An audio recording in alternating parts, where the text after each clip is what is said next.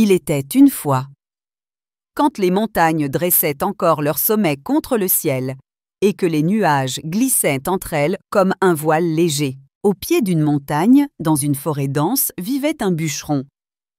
Jour après jour, il accomplissait son travail, était gentil et sincère, mais très solitaire. Le bûcheron aimait la forêt et ses habitants. C'est pourquoi un jour, il eut pitié d'un cerf blessé et le cacha aux chasseurs. En remerciement de l'avoir sauvé, le cerf décida d'aider le bûcheron à surmonter sa solitude en épousant la fée. Il conseilla à l'homme de lui voler ses ailes pendant que la fée se baignait dans l'étang. Sans elles, la fée ne pourra pas retourner au paradis. Elle ne pourra les récupérer qu'après avoir donné naissance à 3 enfants. Le bûcheron, ravi du conseil, se précipita vers l'étang. Là, il choisit la plus belle des fées et lui vola ses ailes. La fée était désormais condamnée à rester sur terre jusqu'à ce qu'elle les ramène. Ainsi commença cette mystérieuse histoire. La jeune fille aux cheveux noirs et à la robe écarlate se sentait très sûre d'elle sous les flashs des objectifs. C'était naturel, car elle était trop belle. De nombreux photographes l'entouraient comme un essaim d'abeilles. Et chacun d'eux ne manquait pas d'admirer sa beauté parfaite. C'était Young Moran, la candidate évidente au titre d'actrice de l'année. La jeune fille était belle, tel un ange descendu du ciel. Pendant ce temps, non loin de là, dans l'un des restaurants, un groupe chaleureux d'amis célébrait le nouvel an qui approchait. Le tintement des verres s'entendait de partout. Les amis s'amusaient beaucoup. Cependant, tous les encas avaient déjà été goûtés et leur enthousiasme juvénile les poussait vers l'aventure. Il fut donc décidé de changer de restaurant. L'un des jeunes hommes fut soudain distrait par la sonnerie de son téléphone portable. Un message apparaissait à l'écran annonçant la cérémonie de remise des prix de la meilleure actrice. Les téléphones des autres amis se sont aussitôt mis à sonner. Les messages arrivaient sans interruption. Cependant, il est rapidement apparu que les téléphones n'étaient pas responsables des sons aigus. La rue était remplie de signaux d'alarme provenant du système de sonorisation. Il réclamait l'évacuation immédiate de toute personne se trouvant à proximité de Rodeo Street. Le danger provenait du Bean Building. Levant la tête, les amis remarquèrent que le bâtiment n'était pas loin. Ils décidèrent d'en savoir plus. En approchant, les jeunes hommes virent que le bâtiment était entouré de rubans de signalisation. Des rumeurs circulaient parmi la foule selon lesquelles un monstre opérait dans le Bean Building, tuant 10 personnes. La peur s'empara de tous les spectateurs. Après tout, le monstre ressemblait à une personne ordinaire et pouvait facilement disparaître dans la foule. Tout le monde commença à observer attentivement ceux qui se tenaient à proximité. Il ne restait plus qu'à deviner si la personne devant soi était humaine. L'un des jeunes hommes s'est adressé avec colère à la police. Selon lui, les forces de l'ordre n'avaient pas fait assez d'efforts pour attraper le monstre. Soudain, il tituba légèrement et se saisit l'épaule. Le jeune homme eut l'impression d'avoir été frappé par une pierre. Pourtant, ce n'était qu'un jeune homme qui passait. Se retournant, il s'excusa rapidement d'avoir bousculé l'inconnu. L'homme était visiblement agité et pressé. Le jeune homme blessé s'apprêtait à répondre grossièrement, mais soudain, il se tut. Il resta immobile, fixant d'un air hébété l'homme qui l'avait poussé, et il s'éloignait déjà en direction du Bean Building. Les amis, restés loin derrière, ne pouvaient que deviner pourquoi cet homme se précipitait imprudemment vers le danger. Pendant ce temps, les sauveteurs ont reçu un signal indiquant qu'une autre victime du monstre avait été retrouvée au 3e étage de l'immeuble. Tous les corps retrouvés étaient couverts de taches horribles ressemblant à des brûlures. L'un des enquêteurs examinant les corps s'est plaint du nombre excessif de victimes.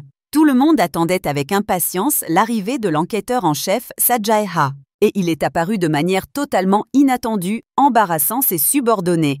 Il ne pouvait que deviner si le chef avait entendu leur déclaration débridée. Cependant, Sajai Ha lui-même était un peu gêné par son retard. C'était le même homme impétueux qui avait accidentellement poussé le jeune homme.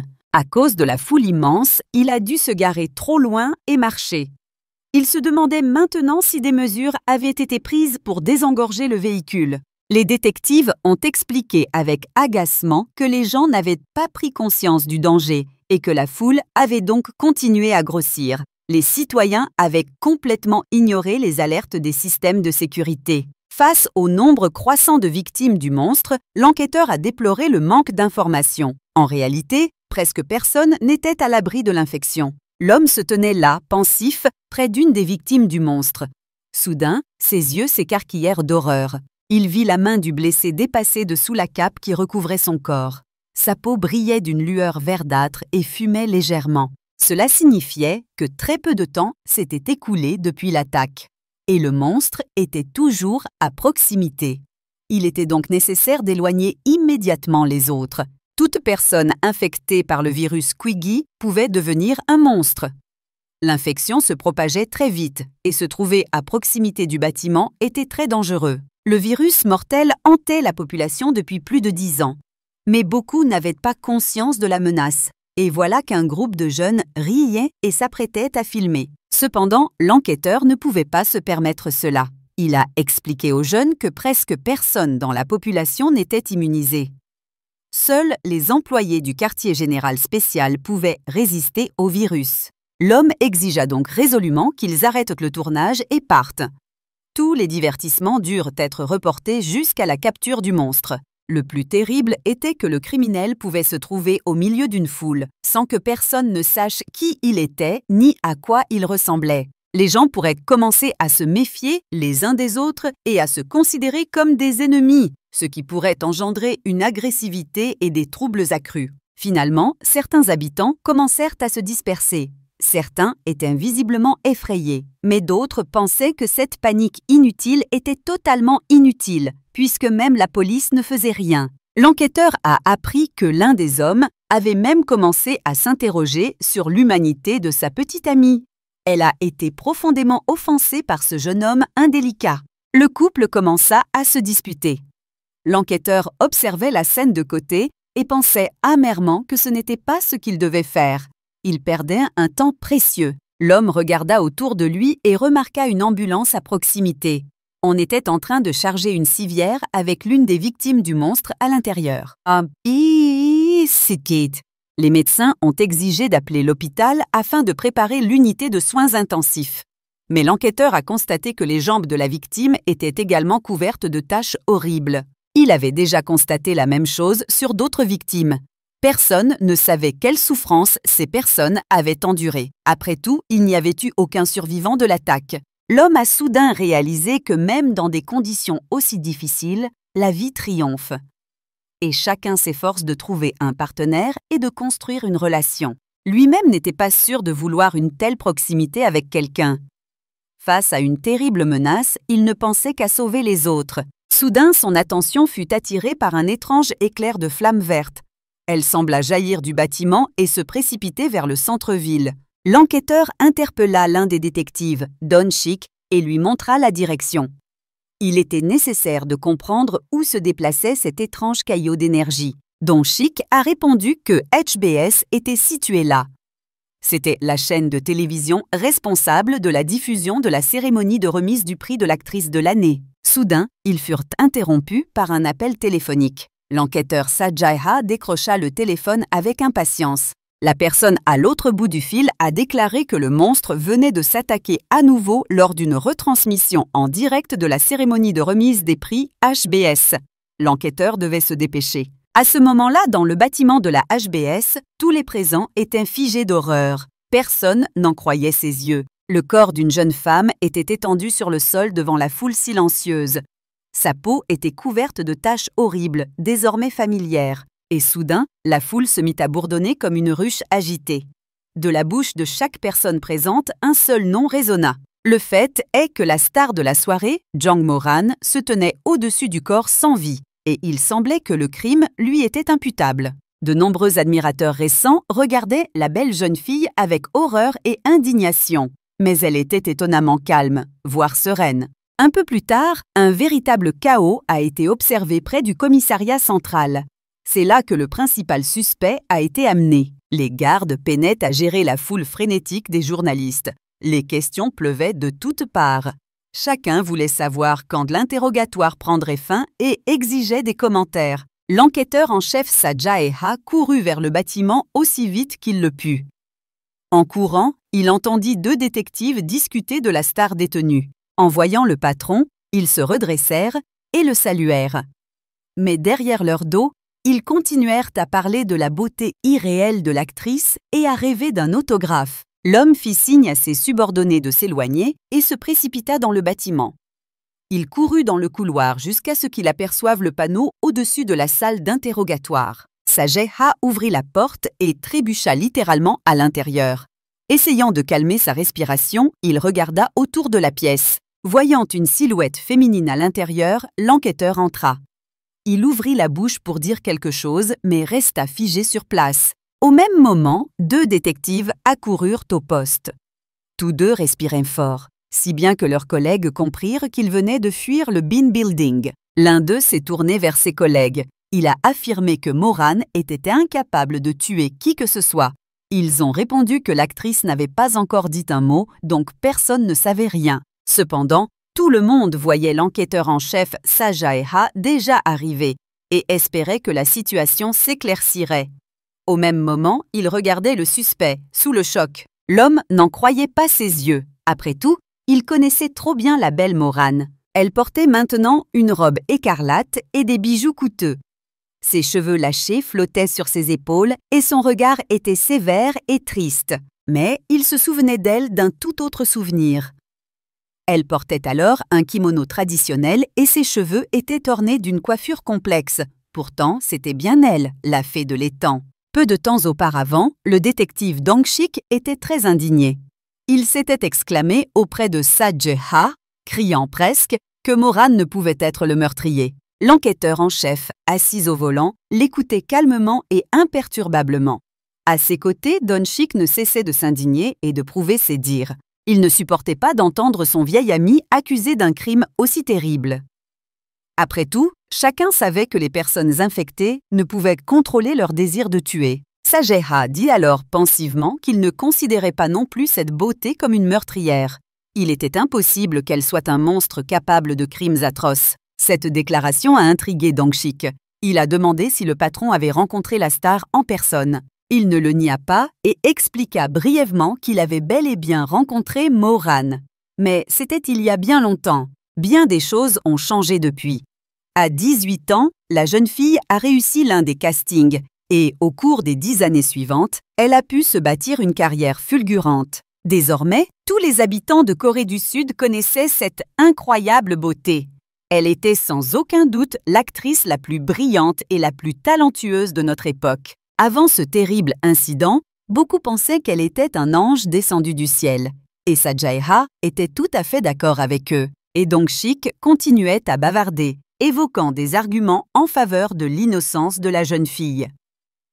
Le patron dut même l'interrompre, lui rappelant qu'ils étaient déjà arrivés. Et maintenant, debout sur le seuil de la salle d'interrogatoire, Sajeha, toujours imperturbable, était sur le point de perdre son sang-froid. Il revit sa fée devant lui. L'homme regarda la belle jeune fille en costume national et pensa que sa fée semblait vraiment venue tout droit du ciel.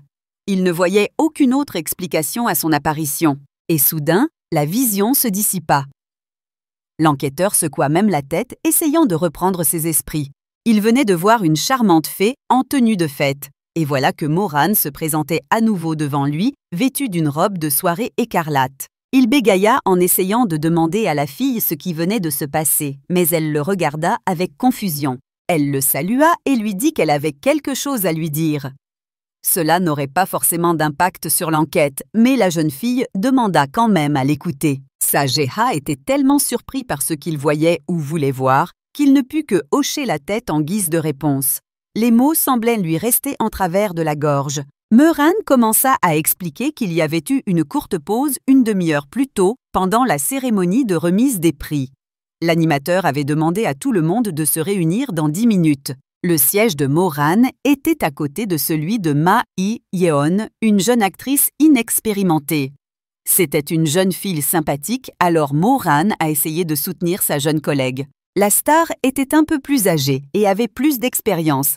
Cette année, elle et Ma Hee-yeon jouaient dans le même drama où elles jouaient des sœurs. Les filles n'étaient pas amies, elles se saluaient simplement. Cependant, pendant la cérémonie, Moran a remarqué que sa jeune collègue était agitée. Pendant la pause, la star a décidé de découvrir la raison de son anxiété. Quand Moran posa une question à la jeune fille, elle frissonna de surprise.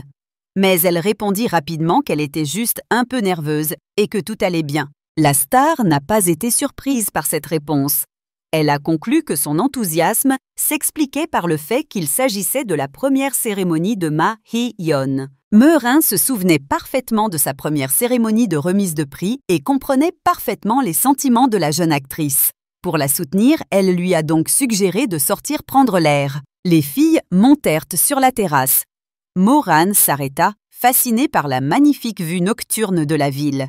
Elle n'était gâchée que par un peu de fumée, comme si un immeuble brûlait quelque part. La star remarqua qu'il faisait assez frais dehors et que le froid allait bientôt se faire encore plus sentir. Les actrices ne pouvant pas tomber malades, elle suggéra de rentrer tôt au pavillon. Soudain, elle entendit Ma Hee-yeon la remercier derrière elle. La voix de la jeune actrice était étrangement étouffée. Meurin se tourna vers elle. La jeune fille lui dit que la star avait travaillé dur pour atteindre le sommet. Ma Hee-yeon était reconnaissante de l'avoir aidée à atteindre ce niveau. La belle remarqua que la jeune fille avait du mal à parler, mais pensa qu'il s'agissait d'excitation. Elle répondit donc que la jeune actrice avait dû faire de gros efforts pour entrer dans ce monde. Meurin croyait sincèrement que Ma Hee-yeon était une star née. De plus, son talent promettait de s'accroître encore avec le temps. Mais tandis que l'actrice couvrait la jeune fille de compliments, elle restait silencieuse, baissant la tête de plus en plus bas. Finalement, serrant fort ses mains avec excitation, elle prit la parole. La jeune fille admit qu'elle voulait dire quelque chose. Meurin haussa les sourcils d'un air interrogateur, attendant qu'il poursuive. Ma Hee-yeon dit doucement qu'elle avait vu quelque chose de très étrange récemment. Et ce quelque chose était à côté de Moran. En entendant cela, l'actrice frissonna violemment. Et puis, sous ses yeux, quelque chose commença à arriver à Ma Hee-yeon. Un bruissement inquiétant retentit et ses mains crispées semblaient couvertes de fumée. Un instant plus tard, la jeune fille était enveloppée d'un épais brouillard noir. Il tourbillonnait autour d'elle et elle leva les mains, effrayée. Meurin hurla. La jeune actrice se mit à tousser violemment, s'étouffant. Incapable de rester debout, elle tomba avec fracas. Entendant le brouhaha et les cris de la jeune actrice, les gens se précipitèrent vers la terrasse. Une minute plus tard, une foule immense se pressait déjà devant la porte. Il se trouve que tout ce qu'ils ont vu, c'est Ma Hee-yeon tombée morte avec un bruit terrible, et Moran debout au-dessus de son corps immobile. Tout s'est passé trop vite. Hee-yeon était morte et tous ceux présents à la cérémonie croyaient que Moran était son assassin. Assise face à l'enquêteur, la star a raconté avoir elle-même récemment vu des reportages aux informations. Elle avait écouté avec horreur les terribles monstres infectés. Toutes les sources affirmaient que les personnes infectées étaient extrêmement dangereuses et qu'il fallait s'en débarrasser.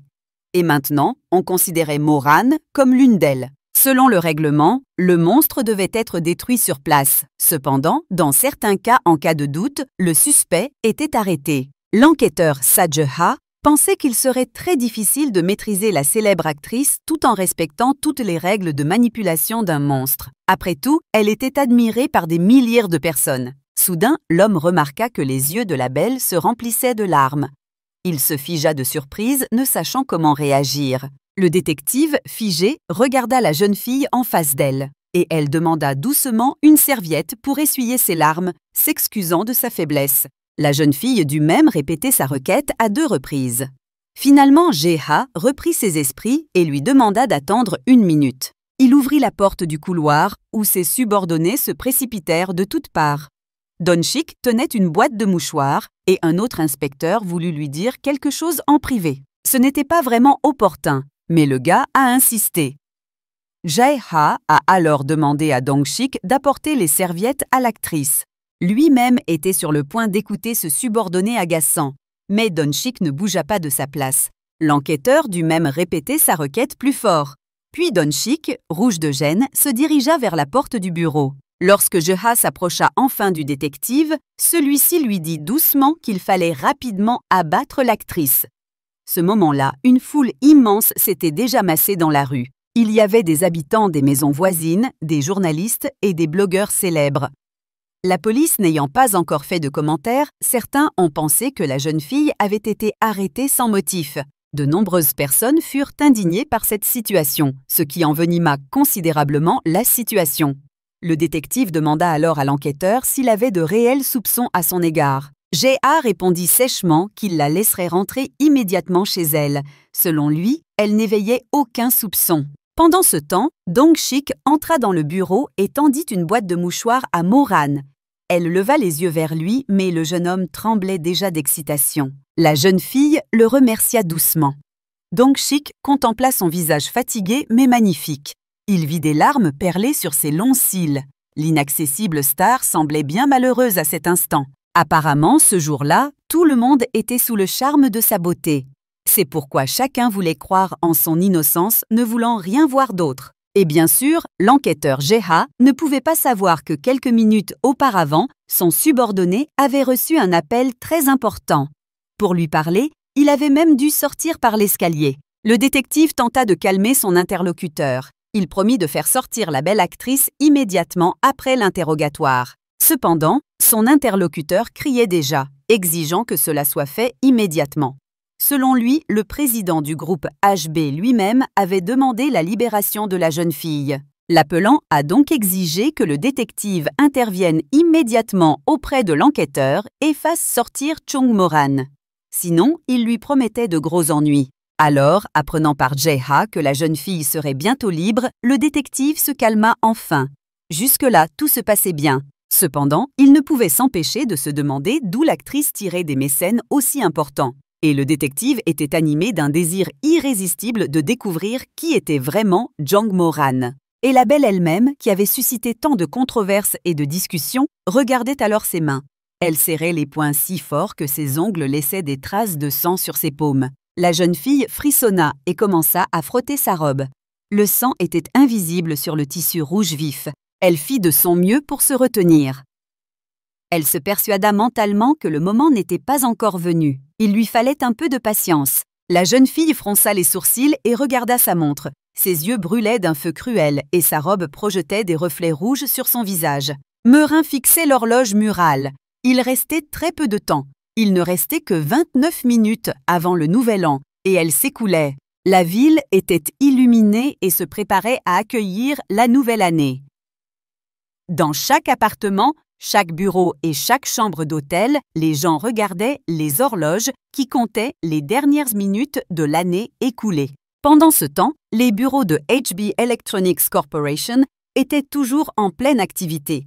Bien que la plupart des employés soient déjà rentrés chez eux, le président Shin Hyo-ryung était toujours présent. La secrétaire ouvrit doucement la porte, qui grinça à peine, et apporta un plateau avec une tasse de café fraîchement moulu. La présidente avait une conversation téléphonique importante. Elle venait d'informer son interlocuteur d'une réunion VIP où les invités salueraient l'aube de la nouvelle année. Une randonnée en montagne était prévue à cet effet. La secrétaire posa la tasse qui tintait doucement sur la table pour ne pas déranger son patron. Mais elle continuait à parler avec enthousiasme de l'organisation des vacances. Soudain, la femme éclata de rire.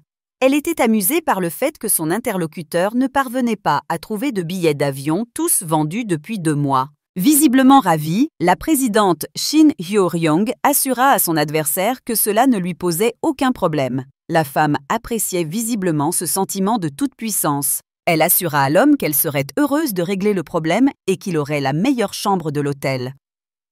Voyant le regard interrogateur de la secrétaire, la présidente acquiesça brièvement.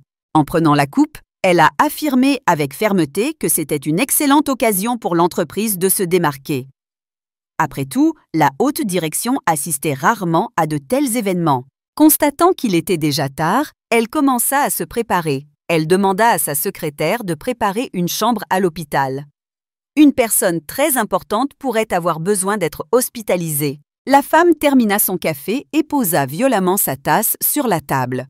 Se souvenant soudain, elle demanda à la secrétaire comment se déroulait la sélection du personnel de sécurité. Il a immédiatement répondu que 6 membres de l'unité des forces spéciales avaient déjà été sélectionnés. Chacun d'entre eux était déjà immunisé contre le virus.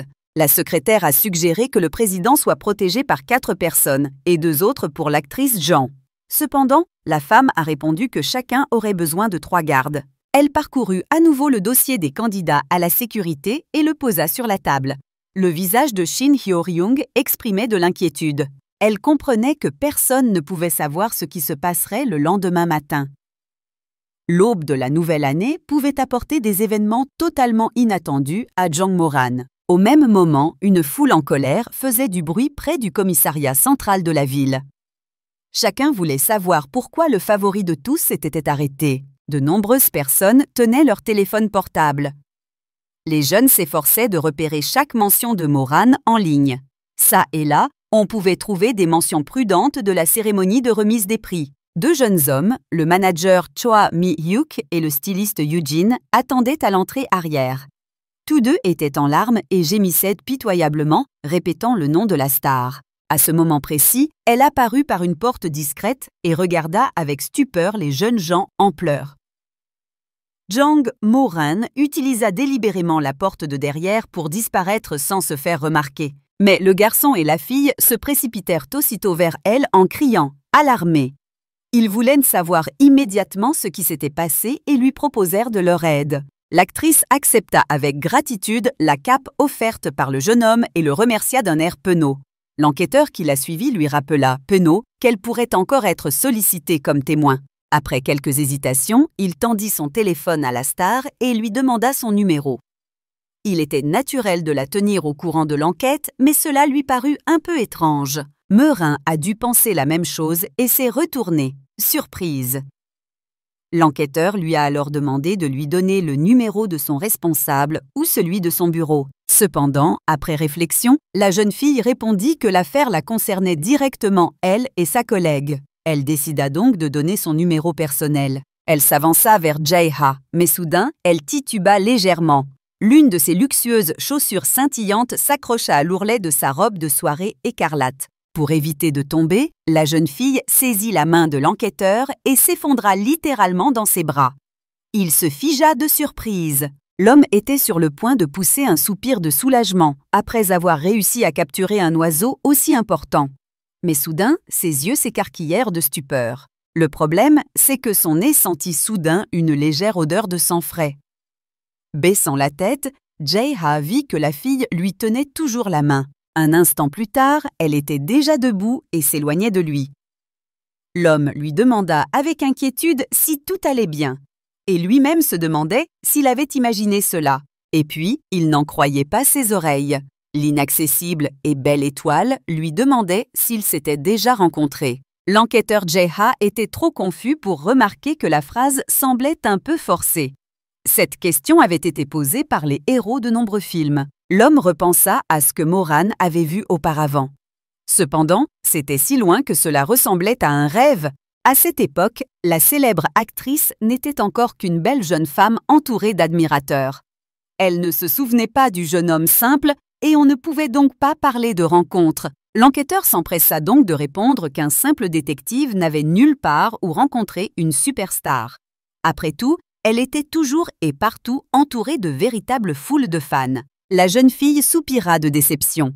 Cependant, elle regarda aussitôt ses paumes. Contre toute attente, elle ressentit une sensation familière. Quelques minutes plus tard, après avoir salué l'actrice, l'enquêteur rentra chez lui. Il salua ses subordonnés et souhaita bonne continuation à ceux qui étaient restés en service. En marchant dans les rues la nuit, Jae-ha se demandait s'il devait déménager. Ce nouveau logement n'était pas aussi pratique, mais plus proche du travail. Le trajet ne prenait plus que 15 minutes à pied.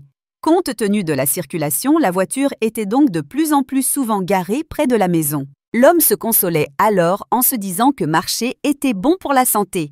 Et l'air frais de la nuit l'aidait à se rafraîchir la tête. Il se rappelait comment l'étoile, jusque-là inaccessible, avait failli se retrouver dans ses bras. Maintenant, tout ce qui s'était passé lui semblait irréel. Jae-ha repensa aux larmes inattendues de la jeune fille et à la façon dont il l'avait soudain vue dans son costume national. Soudain, il réalisa que son imagination ne pouvait tout simplement pas s'imaginer sa beauté surnaturelle. Et maintenant, l'homme regrettait de ne pas avoir dit à l'actrice combien il avait aimé son dernier film.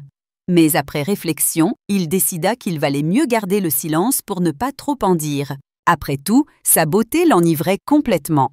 La jeune fille ressemblait à une fleur exquise, envoûtante par son parfum. Alors qu'il approchait de chez lui, l'enquêteur rêvait déjà d'aller se coucher. Cette journée avait été trop chargée et l'avait laissé assez fatigué. Il suffisait de se souvenir des volutes de fumée verte qui traversaient la ville. Ce phénomène, en soi, ne pouvait être considéré comme un événement ordinaire. J.A. pensait que tout cela avait un lien avec la cérémonie de remise des prix. Mais pour l'instant, il était totalement impossible de trouver le véritable meurtrier de la jeune actrice. Et soudain, il remarqua qu'une fumée verte similaire tourbillonnait à nouveau à proximité. Après tout, l'homme avait récemment vu quelque chose de similaire. Au début, la fumée était très proche. Cependant, en y regardant de plus près, J.A. remarqua que sa source se trouvait dans une ruelle voisine. Presque immédiatement, un appel désespéré à l'aide se fit entendre. L'homme bondit. Il devait absolument vérifier. Faisant le tour de la maison en courant, J.A. glissa la main sous sa veste pour chercher son arme.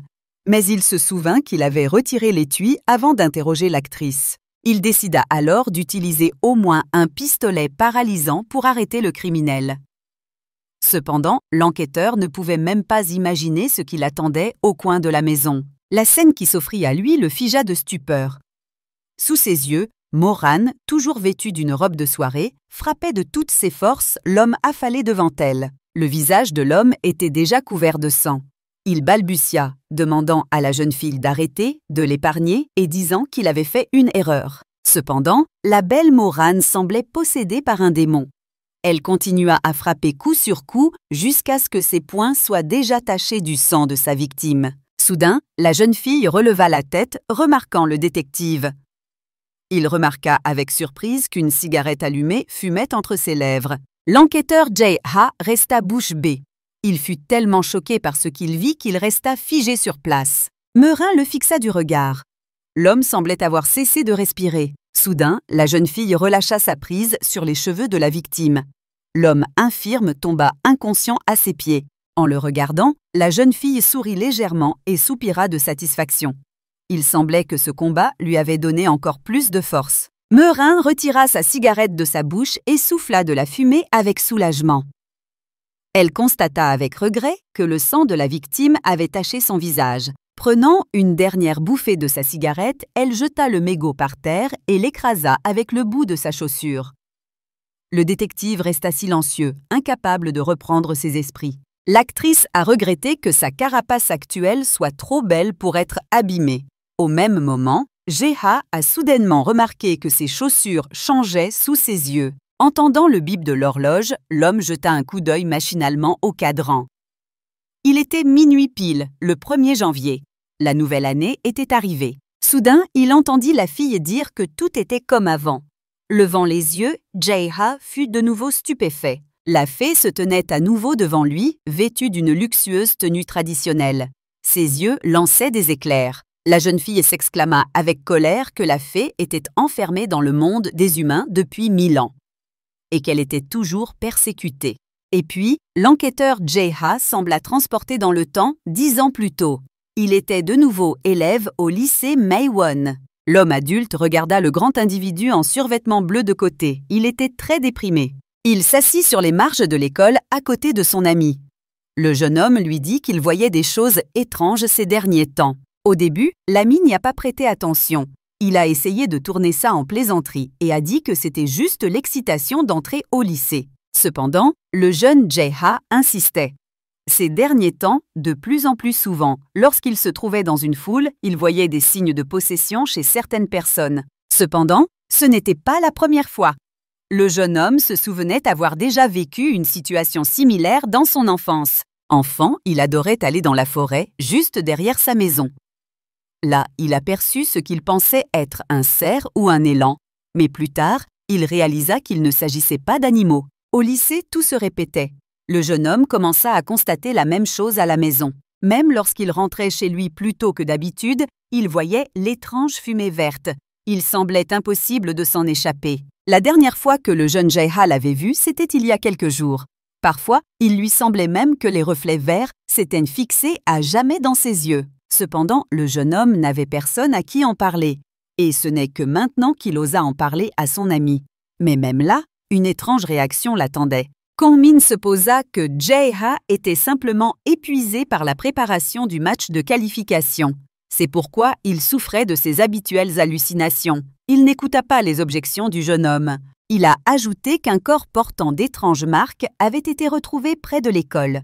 Selon les rumeurs, ces traces auraient été laissées par des victimes d'attaques infectées. Kong-Ming remarqua que de telles nouvelles pouvaient provoquer une intensification des hallucinations et suggéra à son ami de rester discret pour l'instant. Mais Jae-ha fut offensé par ces soupçons de folie. Au même moment, le jeune homme voulait en savoir plus sur cette étrange infection, considérant la situation comme sérieuse. Mais son ami continuait à plaisanter. Il promit même de devenir médecin et de guérir son ami de ses troubles mentaux. Kong-Ming était absolument certain qu'il avait un problème de tête.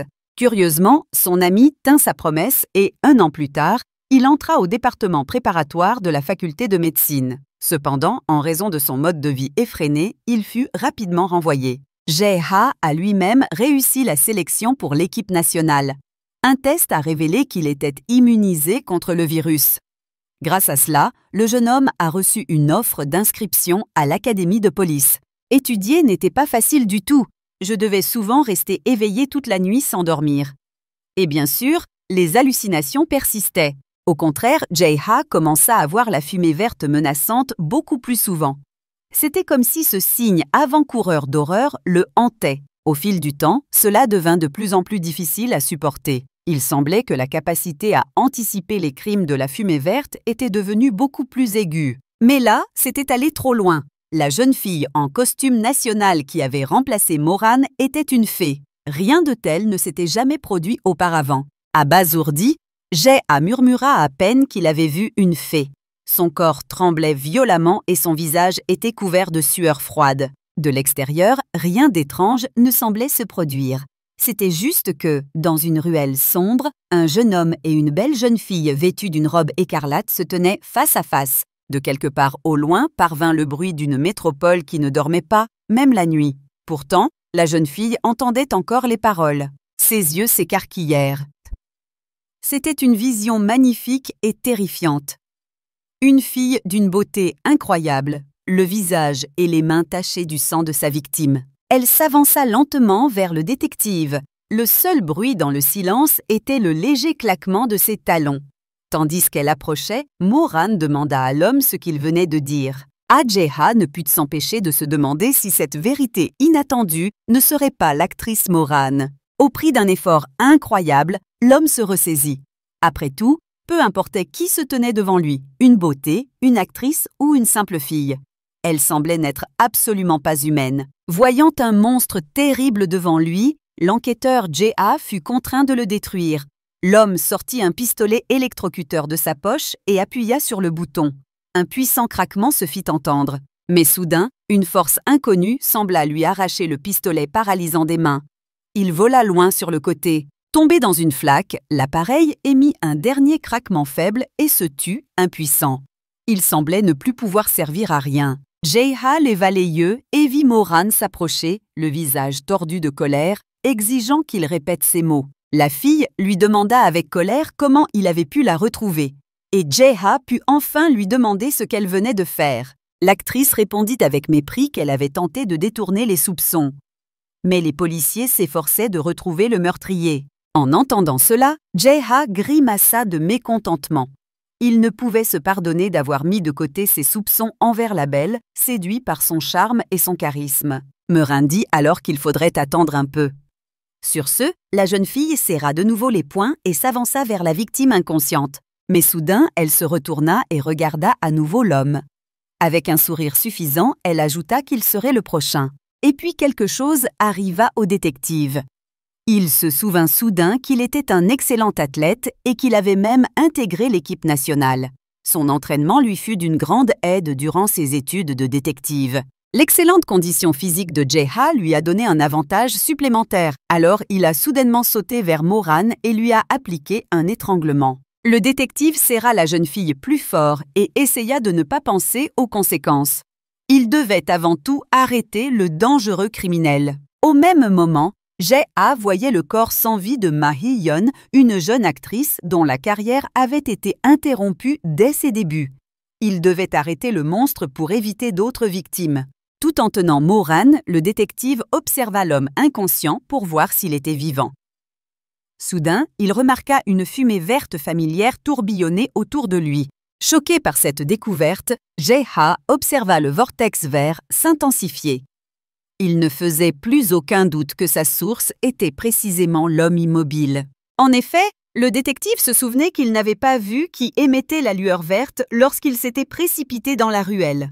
Or, à ce moment-là, l'énergie mortelle émanait de la victime visée. Mais l'identité de Moran devint alors totalement incertaine. Tout la désignait, mais elle fit le contraire. Elle s'attaqua au monstre. À cet instant, un craquement se fit entendre et la fille s'échappa des mains de Jae-ha. Il essaya de l'attraper à nouveau, mais ses mains ne sentaient que l'air. La fille était inhabituellement agile et rusée. L'actrice libérée sourit de satisfaction et dit se souvenir de quelque chose. Elle l'aurait dit il y a 10 ans.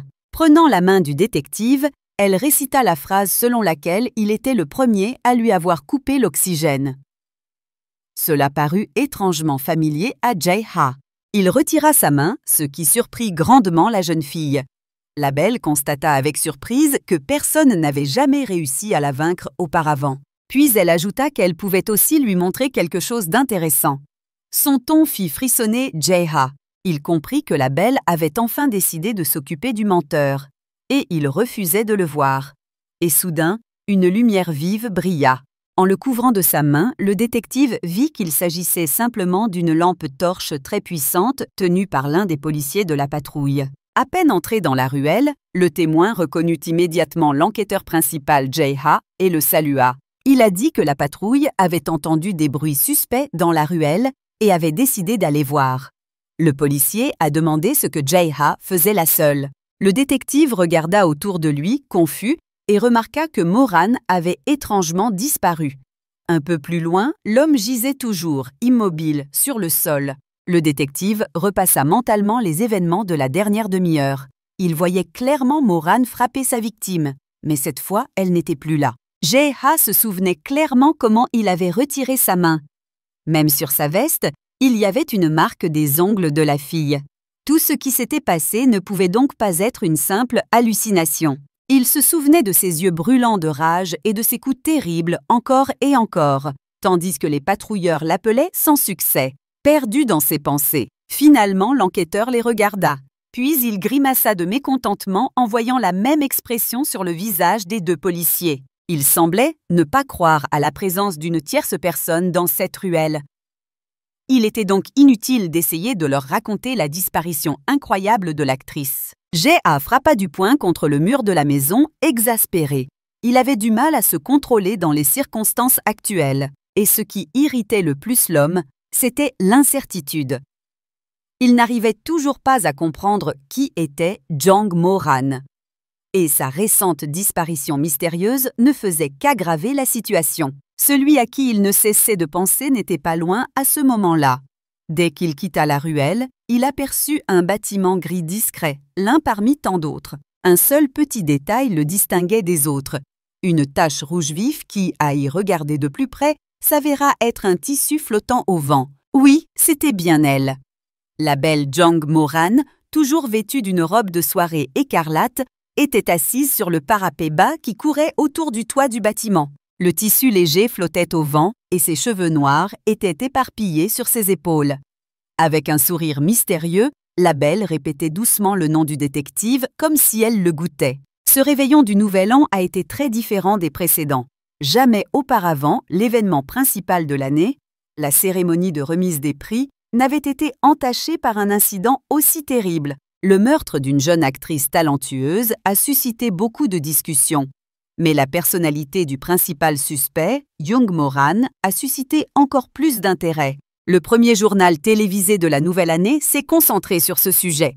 L'annonce que l'actrice de l'année pourrait être une meurtrière a choqué le public. Personne n'osait le dire à voix haute, mais beaucoup souhaitaient que cette terrible hypothèse soit confirmée. Après tout, elle promettait des tournants totalement inattendus pour l'enquête. Cependant, le 2 janvier, toute information concernant l'implication de l'actrice dans le meurtre avait disparu des médias. Au même moment, une importante réunion se tenait au commissariat. Outre les enquêteurs, les plus hauts responsables étaient présents dans la salle de conférence. Tous étaient extrêmement mécontents de l'avancement de l'enquête. Les enquêteurs ont tenté de se justifier en affirmant qu'il existait un protocole précis pour rencontrer un monstre. Cependant, les autorités n'ont pas admis que l'actrice puisse tuer quelqu'un pendant une pause. Et même si l'enquêteur J.H. n'a dérogé à aucune règle, il a été tenu responsable de tout le tapage qui a suivi l'arrestation de la star. Il a dû assumer la responsabilité de tous. À la fin de la réunion, le chef a ordonné à l'enquêteur J.H. de se rendre au bâtiment Bean pour gérer les conséquences de l'incendie. Sa présence au poste n'était pas nécessaire. Cette déclaration sonnait comme la fin de l'enquête. J.H. tenta de s'y opposer.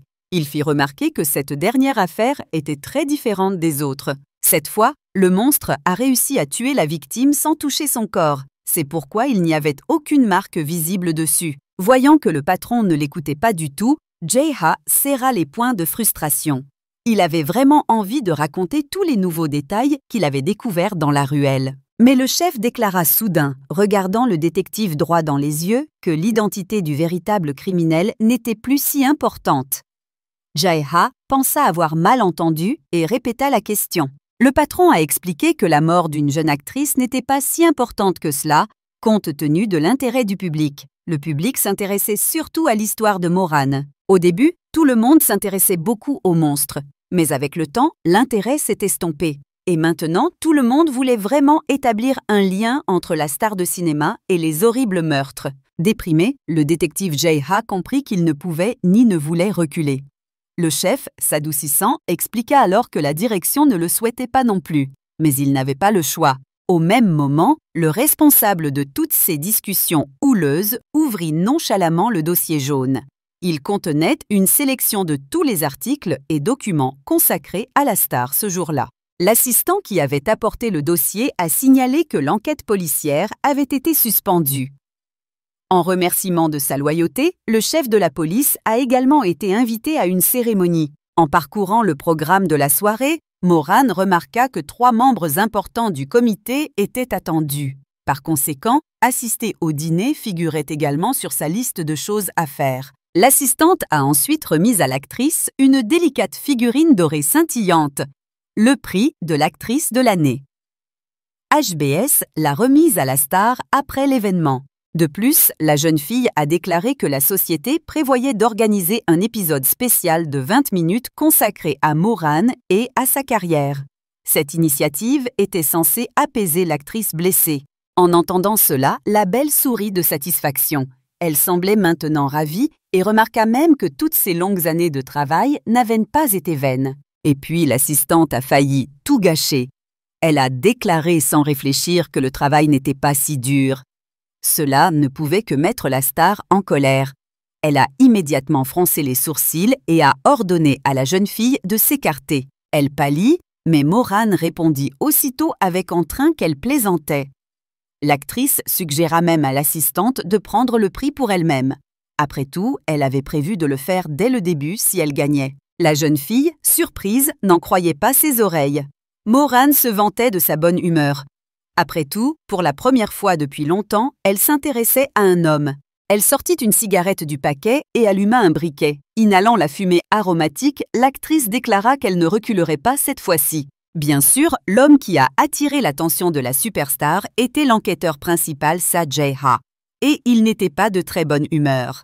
À ce moment précis, il se dirigeait vers la sortie du commissariat, en direction du bâtiment Bean. L'inspecteur Dong-Shik le rattrapa et lui demanda son chemin. Il répondit d'un ton sombre qu'il devait obéir aux ordres.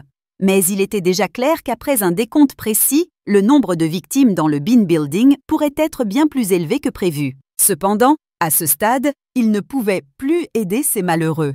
J.H. se sentait donc complètement inutile. La situation était aggravée par l'absence totale de preuves. Ce fait, ajouté au fait que les autorités envisageaient d'étouffer l'affaire, laissait penser que Moran chercherait à se venger personnellement de J.H. Pour une raison inconnue, cette pensée frappa désagréablement l'enquêteur, toujours aussi intrépide. Un sentiment de peur inconnue l'envahit pour la première fois et le rendit profondément alarmé. Auparavant, un homme se sentait toujours en confiance. Les armes et un excellent entraînement physique constituaient une protection fiable. Cependant, après l'incident dans la ruelle, Jae-ha réalisa soudain qu'il était confronté à une force plus puissante. Il était incapable de faire face à Jang Moran. Absorbé par ses pensées tristes, l'enquêteur n'entendit pas immédiatement la question du détective Dong-sik. Ce dernier s'intéressait à la suite à donner à l'interrogatoire prévu des témoins. À cela, Jae-ha répondit avec agacement que toute la ville avait déjà appris que la star avait été hospitalisée pour surmenage. Dans ce contexte, l'interrogatoire devenait totalement impossible. Après tout, il est déjà arrivé à maintes reprises que des criminels dotés de pouvoir et d'argent échappent à leurs responsabilités. Et souvent, le prétexte était une maladie imaginaire. L'enquêteur ne put s'empêcher de regarder sa main, encore douloureuse depuis que Moran l'avait grattée. Il pensa qu'il s'agissait d'une blessure légère, mais l'actrice s'était immédiatement rendue à l'hôpital. À ce moment-là, les détectives passaient devant le débarras dans le couloir. Soudain, une voix forte retentit derrière la porte mentionnant le groupe HB. Les hommes s'arrêtèrent. En écoutant attentivement, ils entendirent une voix masculine annoncer l'appel du président du groupe HB. L'interlocuteur fut choqué qu'une personne aussi importante lui demande une faveur. Il a poursuivi en disant qu'il était très heureux car juste à temps, le chef d'escouade lui-même avait décidé d'abandonner l'enquête. Sa Jae-ha, qui était ce commandant, a haussé les sourcils de surprise. L'orateur continuait d'être surpris que la présidente ait fait tant de bruit en l'appelant personnellement. Après tout, jamais auparavant des affaires d'une telle ampleur n'avaient été laissées sans réponse. Et puis la deuxième voix masculine répondit que puisque le commandant Sa avait clos l'enquête, cela signifiait que rien de grave n'avait été découvert. Les interlocuteurs se laissèrent alors aller à quelques plaisanteries salaces. Sa Jae-ha fut surpris d'apprendre qu'il était considéré comme le protégé de son père au commissariat. On pensait que grâce à son père, il avait été libéré du service et avait obtenu un emploi confortable dans la police. Ces suppositions injustes et honteuses firent rougir le détective de colère. L'homme parvint à peine à contenir son indignation. Puis il remarqua que l'inspecteur Dong-sik tentait de disparaître sans se faire remarquer. Il avait presque tourné le coin lorsque l'enquêteur lui ordonna de rester immobile. Une idée lui traversa l'esprit. Jae-ha savait que l'inspecteur Dong-sik était un admirateur de longue date de Moran et pouvait en dire long sur elle. Il révéla d'ailleurs que l'appartement de Moran était enregistré au nom du président Shin Yor-young. Les femmes étaient souvent vues ensemble au déjeuner ou au dîner, et elles rentraient même ensemble à leurs appartements. Un tel comportement aurait été naturel si le président avait été un homme. Cependant, il y avait un lien évident entre l'actrice et le président de HB Corporation. Cependant, personne n'en connaissait les détails. C'est tout ce que Dong-sik pouvait dire à propos de l'actrice. Le détective perplexe observa l'enquêteur Jae-ha noter soigneusement chacun de ses mots. C'est alors seulement qu'il osa demander pourquoi cela ressemblait à une réunion secrète. En réponse, l'homme s'en moqua. Mais il était clair que son cerveau travaillait dur sur les informations qu'il avait reçues. Il a même tenté de représenter tout ce qu'il avait entendu sous forme de schéma. Il en est ressorti que les femmes étaient liées par quelque chose de plus qu'une simple amitié. Soudain, Jae-ha pensa que le président Shin Yor-young pourrait servir de couverture à Moran et lui apporter sécurité et tranquillité d'esprit. Cependant, les motivations de la femme restaient obscures. Et soudain, une idée lui vint à l'esprit, si claire et si simple qu'il était incompréhensible qu'il n'y ait pas pensé plus tôt. L'homme se souvint de la force et de la fureur incroyable de Moran lorsqu'elle l'avait battu dans la ruelle. La fille était clairement plus forte que n'importe quel monstre. Ce qu'elle a fait donnait l'impression que son pouvoir pouvait anéantir toutes ces créatures qui terrorisaient les gens. Mais il s'est avéré qu'elle n'était pas une méchante, mais une héroïne. L'enquêteur savait qu'il ne pouvait s'empêcher de découvrir la vérité. Mais l'enquête était close et il ne savait même plus comment rencontrer l'inaccessible Moran. Jae-ha ferma les yeux, fatigué. Mais soudain, quelque chose se produisit. Une étrange image apparut dans la tête de l'homme. Comme si c'était réel, il vit Moran, vêtu d'un col roulé cramoisi et d'une cape blanche, debout devant lui, souriant. Les yeux du détective s'écarquillèrent de stupeur, mais la vision ne disparut pas. Il voyait toujours la beauté qui se tenait devant lui. Mais cela ne pouvait tout simplement pas être réel. Un instant plus tard, la vision se dissipa et disparut sans laisser de traces. L'homme pensa alors qu'il avait une sorte de prémonition. Toujours en train de méditer sur cet étrange événement, le détective fatigué alla se coucher. Le lendemain matin, il repartit vers la gare. Pour la première fois depuis des années, son trajet domicile-travail n'était pas une partie de plaisir. Jae-ha travaillait 100 jours de repos depuis 10 jours et n'avait reçu qu'une enquête avec sursis. Cela l'avait anéanti. Et maintenant, l'enquêteur se demandait quoi faire. Le devoir lui ordonnait de faire son travail et de continuer à attraper des monstres. Mais il n'en avait tout simplement pas la force. Soudain, son téléphone portable sonna dans son sac à dos. Sans même regarder l'écran, Jae-ha porta le téléphone à son oreille. C'était le fidèle Dong-sik.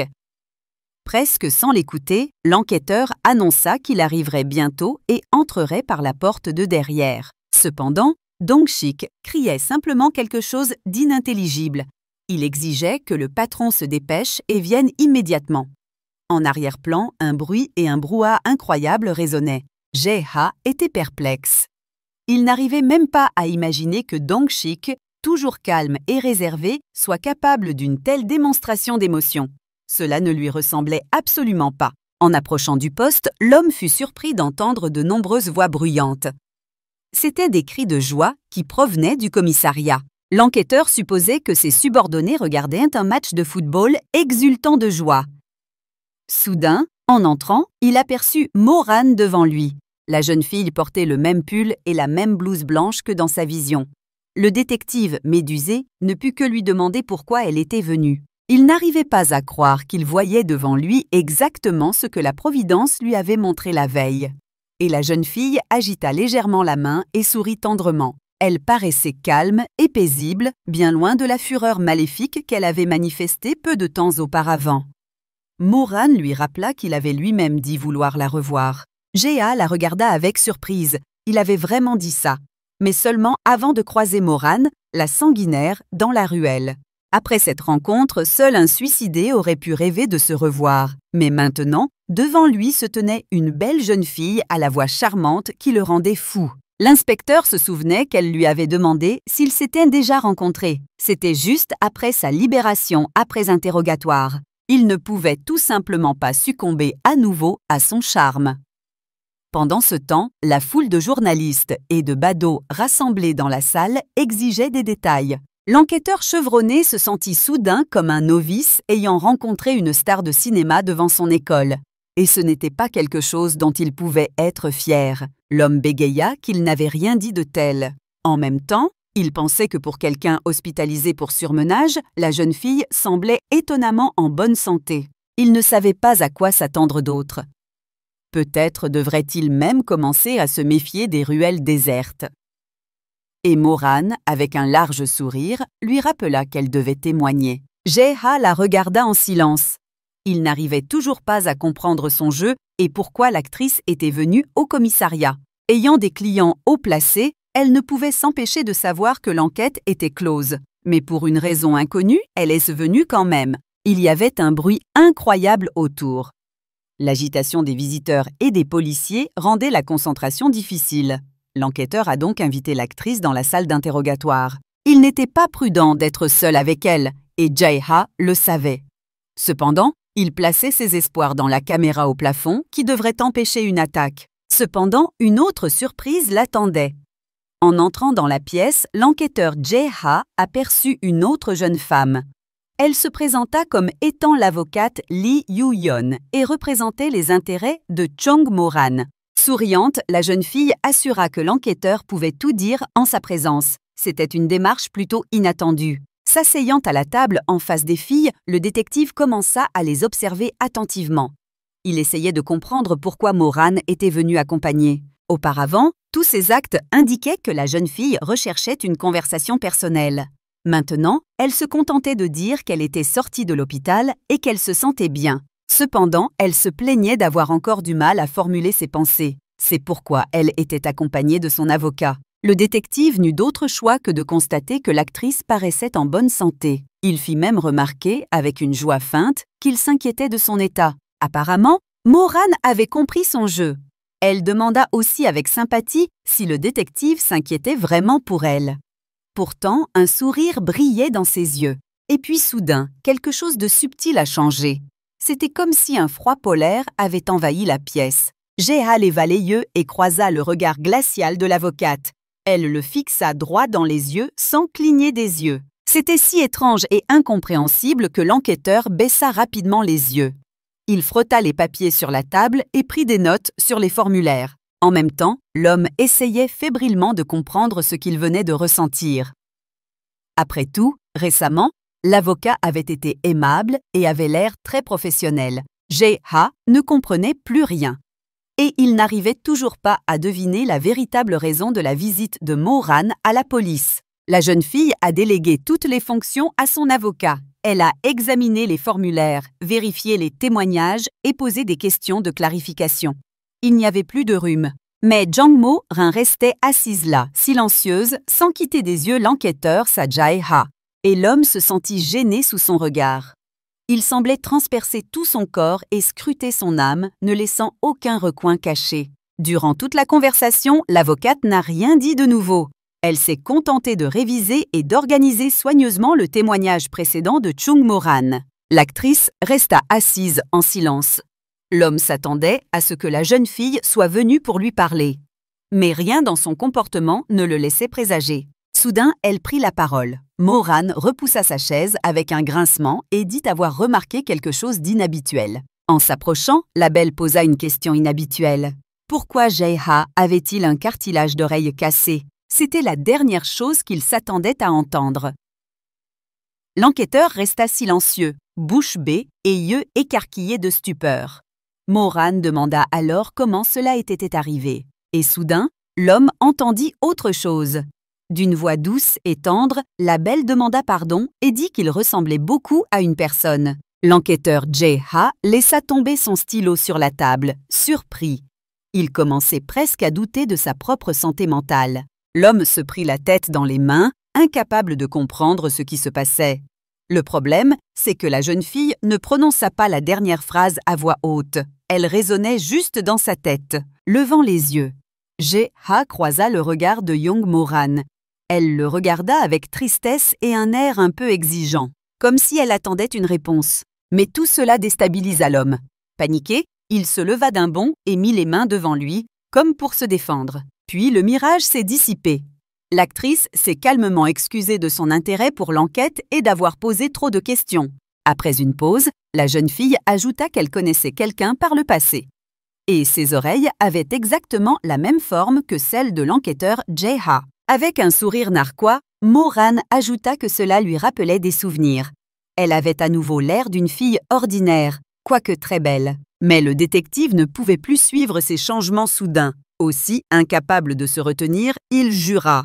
En entendant cela, l'avocate le regarda, stupéfaite. Elle semblait tellement choquée qu'elle ne pouvait rien articuler. Surmontant tant bien que mal sa surprise, elle dit avec indignation qu'elle n'arrivait pas à croire ce qu'elle avait entendu. L'avocate semblait vraiment avoir un accident vasculaire cérébral. Cherchant du soutien, elle regarda l'actrice. Mais elle restait assise calmement à côté d'elle, silencieuse. Finalement, elle sourit joyeusement et lui demanda doucement ce qu'il venait de dire. La situation semblait l'amuser énormément. À cette époque, Jeha pensait qu'il était différent des autres depuis son enfance. Sa taille, sa carrure, ses muscles et sa coordination le rendaient unique. De plus, il possédait un système immunitaire très fort. Après avoir subi de nombreux examens, il savait qu'il ne craignait pratiquement aucune maladie. D'aussi loin qu'il se souvienne, il n'avait jamais été malade. Ce n'est que jeune homme que Jeha a commencé à trouver cela un peu étrange. En grandissant, il a réalisé à quel point il était différent des autres.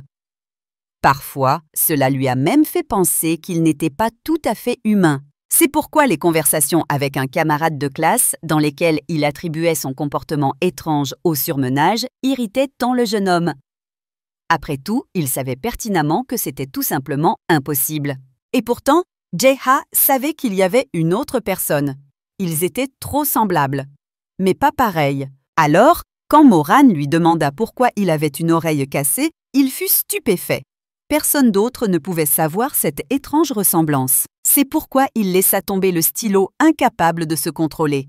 La fille le prit par surprise avec sa question. Alors, l'ancien enquêteur Sa-jae-ha, un policier expérimenté, se tenait la tête, horrifié. Il ne supportait même pas l'idée de cet homme. Bien sûr, c'était très stupide. Cependant, ce sont les souvenirs de cette personne qui lui ont donné une idée. Une hypothèse est née quant à la raison pour laquelle l'actrice était revenue au commissariat. Après tout, malgré l'enquête suspendue et l'incident dans la ruelle, la jeune fille avait discuté avec lui de manière assez décontractée. Elle avait fait comme si de rien n'était. Apparemment, la véritable raison de la visite de la star de cinéma était de démontrer sa supériorité. Autrement dit, son pouvoir était incroyablement grand. Et Jeha ne connaissait qu'une seule personne qui bénéficiait de son avantage de la même manière. Mais il aurait tout donné pour ne jamais le savoir. Toutes ces complexités et contradictions déchiraient l'âme de l'enquêteur. Ses poings étaient serrés par l'impuissance et l'irritation, et ses mâchoires semblaient prises d'un spasme. Et puis, l'homme a finalement pris une décision extrêmement difficile. Il ne pouvait pas laisser ces crimes horribles sans rendre hommage à la mémoire des victimes innocentes. C'est pourquoi l'enquêteur principal, Sa Je-ha, a fermement affirmé que l'actrice Young Mo-ran devait subir un test monstre. Il ne s'y attendait pas. En entendant cela, l'avocate ouvrit la bouche et resta figée de stupeur. Il semblait que cette option ne lui viendrait jamais à l'esprit. Meurin lui demanda alors à voix basse ce qu'il venait de dire. Le détective fut tenté de revenir en arrière et de dire quelque chose de complètement différent. Mais il rejeta aussitôt cette idée. Et soudain, la porte de la salle d'interrogatoire s'ouvrit avec fracas. L'inspecteur Dong-shik fit irruption dans la pièce. Criant presque, il demanda à tout le monde de se calmer. Sautant vers le commandant, Dong-shik commença à chuchoter et à lui demander ce qui se passait. Il lui rappela que plus tôt, Jae-ha avait laissé partir l'actrice lui-même. Mais le commandant répondit froidement qu'il n'avait invité personne à entrer. Peu de gens savent ce qu'était un test de monstre. En substance, le sang du suspect était injecté à un animal de laboratoire, le plus souvent un rat. L'animal devait ensuite être observé attentivement et attendre le résultat. Si l'animal mourait couvert de taches caractéristiques, le test était considéré comme positif. La troisième étape était suivie. Le suspect devait être éliminé physiquement. Sur le papier, tout semblait simple. Cependant, les complications étaient nombreuses. Ils ont donc eu recours à quelques personnes capables d'identifier le monstre au premier coup d'œil. Et l'enquêteur Jae-ha était l'un d'eux. C'est pourquoi il a été appelé à servir dans la police. Il a certes dû sacrifier sa carrière sportive pour y parvenir. Toutes ces pensées traversèrent l'esprit du détective avec une rapidité fulgurante. Mais il ne pouvait plus faire marche arrière. Et il répéta fermement une fois de plus la nécessité d'une enquête. Ces mots auraient pu choquer n'importe qui. Pourtant, l'actrice se contrôla. Elle se contenta de hausser les sourcils, surprise, et demanda pourquoi. Jae-ha la fixa du regard. Il essayait de comprendre si sa surprise était une simple comédie ou un intérêt sincère. Quoi qu'il en soit, il avait des raisons de vérifier. L'homme répondit calmement qu'il était responsable de cette affaire et de l'opinion publique. Pendant ce temps, l'inspecteur Dong-shik, fou de rage, s'agitait derrière la cloison vitrée. L'enquêteur a poursuivi son discours. Il a rapporté que, selon certaines informations, l'actrice se cachait avec succès derrière son argent et ses relations haut placées. Dans son cas, vérifier serait la meilleure solution. Cela permettrait d'éliminer immédiatement de nombreuses hypothèses et de clarifier la situation. Tout en parlant, l'enquêteur Sa Je-ha observait attentivement l'expression de l'actrice. Il tentait de comprendre ses émotions et de lire dans ses pensées pour confirmer son accusation. L'homme savait que Mo-ran n'était probablement pas le monstre qui avait tué tant de gens, laissant de terribles marques sur leur corps. Cependant, elle n'était certainement pas une personne ordinaire. Bien sûr, rien ne garantissait que l'analyse éclairerait son origine et son essence, mais cela valait quand même la peine d'essayer. Et maintenant, après avoir fait une telle offre à la célèbre actrice, le détective attendait une réponse. Il espérait en tirer certaines conclusions. Et l'étoile lui parla silencieusement, comme pour mettre sa patience à l'épreuve. Finalement, elle le remercia avec retenue pour la haute opinion qu'il avait d'elle, et accepta de se soumettre au test. C'était assez inattendu. L'enquêteur Jae-ha était presque certain que la jeune fille refuserait sous un prétexte plausible. Son consentement a quelque peu embrouillé les cartes. Meurin ajouta alors soudain qu'elle souhaitait en savoir plus sur cette procédure. elle demanda la permission de poser quelques questions en privé. Jeha n'avait aucune raison de refuser cette conversation, et puisqu'elle devait avoir lieu, il décida qu'il serait plus sûr de la tenir sur son territoire. Après réflexion, l'homme suggéra à Moran d'aller dans la réserve pour une conversation privée. Cette pièce portait un nom simple, mais elle était généralement utilisée pour préserver l'intimité. L'enquêteur se leva, laissa la jeune fille passer devant lui et sortit de la salle d'interrogatoire. Marchant aux côtés de Moran, il ressentit une excitation inexplicable. Cependant, en entrant dans le débarras, il soupira de soulagement. Une grande caméra vidéo les observait droit dans les yeux depuis le plafond, l'œil au beurre noir imperturbable. Cela lui procurait au moins un léger sentiment de sécurité. Le détective parcourut lentement la pièce du regard. À première vue, aucun objet ne présentait un danger particulier. Puis, dos à l'actrice, Jeha déboutonna discrètement sa veste. Il avait quelque chose en réserve au cas où la belle déciderait de l'attaquer sur le champ. De plus, il était important de se rappeler qu'il ne se trouvait plus dans une ruelle sombre et déserte. C'était un commissariat de police rempli d'hommes entraînés et armés. Seul un fou oserait attaquer dans de telles circonstances. Et Moran, qui se tenait docilement devant lui, semblait tout à fait normal. L'homme s'avança vers le milieu de la pièce et se plaça délibérément dans le champ de la caméra. Après un moment de silence, il demanda à Moran ce qu'elle voulait savoir. La jeune fille resta silencieuse. Jeha pensa soudain que l'actrice cherchait juste à gagner du temps. Il déclara d'un ton sévère qu'il n'allait pas rester silencieux dans la réserve. Soudain, l'homme sentit une bouffée d'air chaud sur son visage. C'était comme si un éclair lumineux l'avait effleuré, presque effleurant son visage. Avant que Jeha ne puisse récupérer, il entendit quelque chose s'écraser derrière lui, suivi du crépitement d'une décharge électrique. C'était une caméra vidéo. Il y a 1 minute à peine, elle était suspendue au plafond, donnant une fausse impression de sécurité. Et maintenant, elle gisait sans vie sur le sol, émettant un léger crépitement. Jeha se figea, les yeux fixés sur l'appareil photo cassé sous le choc. La fille derrière lui laissa échapper un petit cri de surprise. Ses yeux s'écarquillèrent de surprise et elle murmura à voix haute qu'elle ne comprenait rien. Après tout, elle avait visé la tête de l'homme, mais l'avait manqué. Cette phrase glaça l'enquêteur d'horreur. Il regarda Moran avec panique et pensa qu'elle était devenue folle. Et la jeune fille semblait regretter le pogrom. Jeha n'en croyait pas ses oreilles. Apparemment, l'actrice était contrariée que sa tête ait survécu, mais la caméra était cassée. Il avait croisé de nombreux psychopathes au cours de sa carrière de détective, mais même lui fut surpris par l'étrange réaction de la belle. Et elle était visiblement très bouleversée par ce qui s'était passé. C'était incroyable! Se tenant la tête, Moran se lamentait. Si quelque chose arrivait dans cette pièce, personne ne le saurait. C'est ce qui la plongeait dans le désespoir. Cela ne cadrait tout simplement pas avec l'esprit du détective. Il ne comprenait plus du tout ce qui allait lui arriver en compagnie de cette étrange et dangereuse beauté. La voyant s'approcher, l'homme recula et lui ordonna de ne pas s'approcher. L'actrice, surprise, lui demanda pourquoi il s'éloignait et promit de ne pas la blesser. D'un ton apaisant, elle lui dit qu'il oublierait tout ce qui s'était passé. Puis un éclair de lumière illumina l'air et tout devint noir. Jeha était désormais seul dans l'obscurité la plus totale. Une atmosphère étrangement dense, presque visqueuse, l'entourait de tous côtés. L'homme essayait de comprendre ce qui se passait, mais cela ne semblait rien représenter. Jeha pensa soudain qu'il était déjà mort.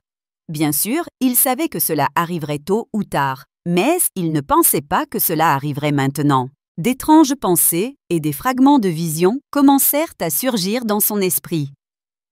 Au début, l'enquêteur pensa qu'il aurait dû mieux traiter l'inspecteur Dong Shik.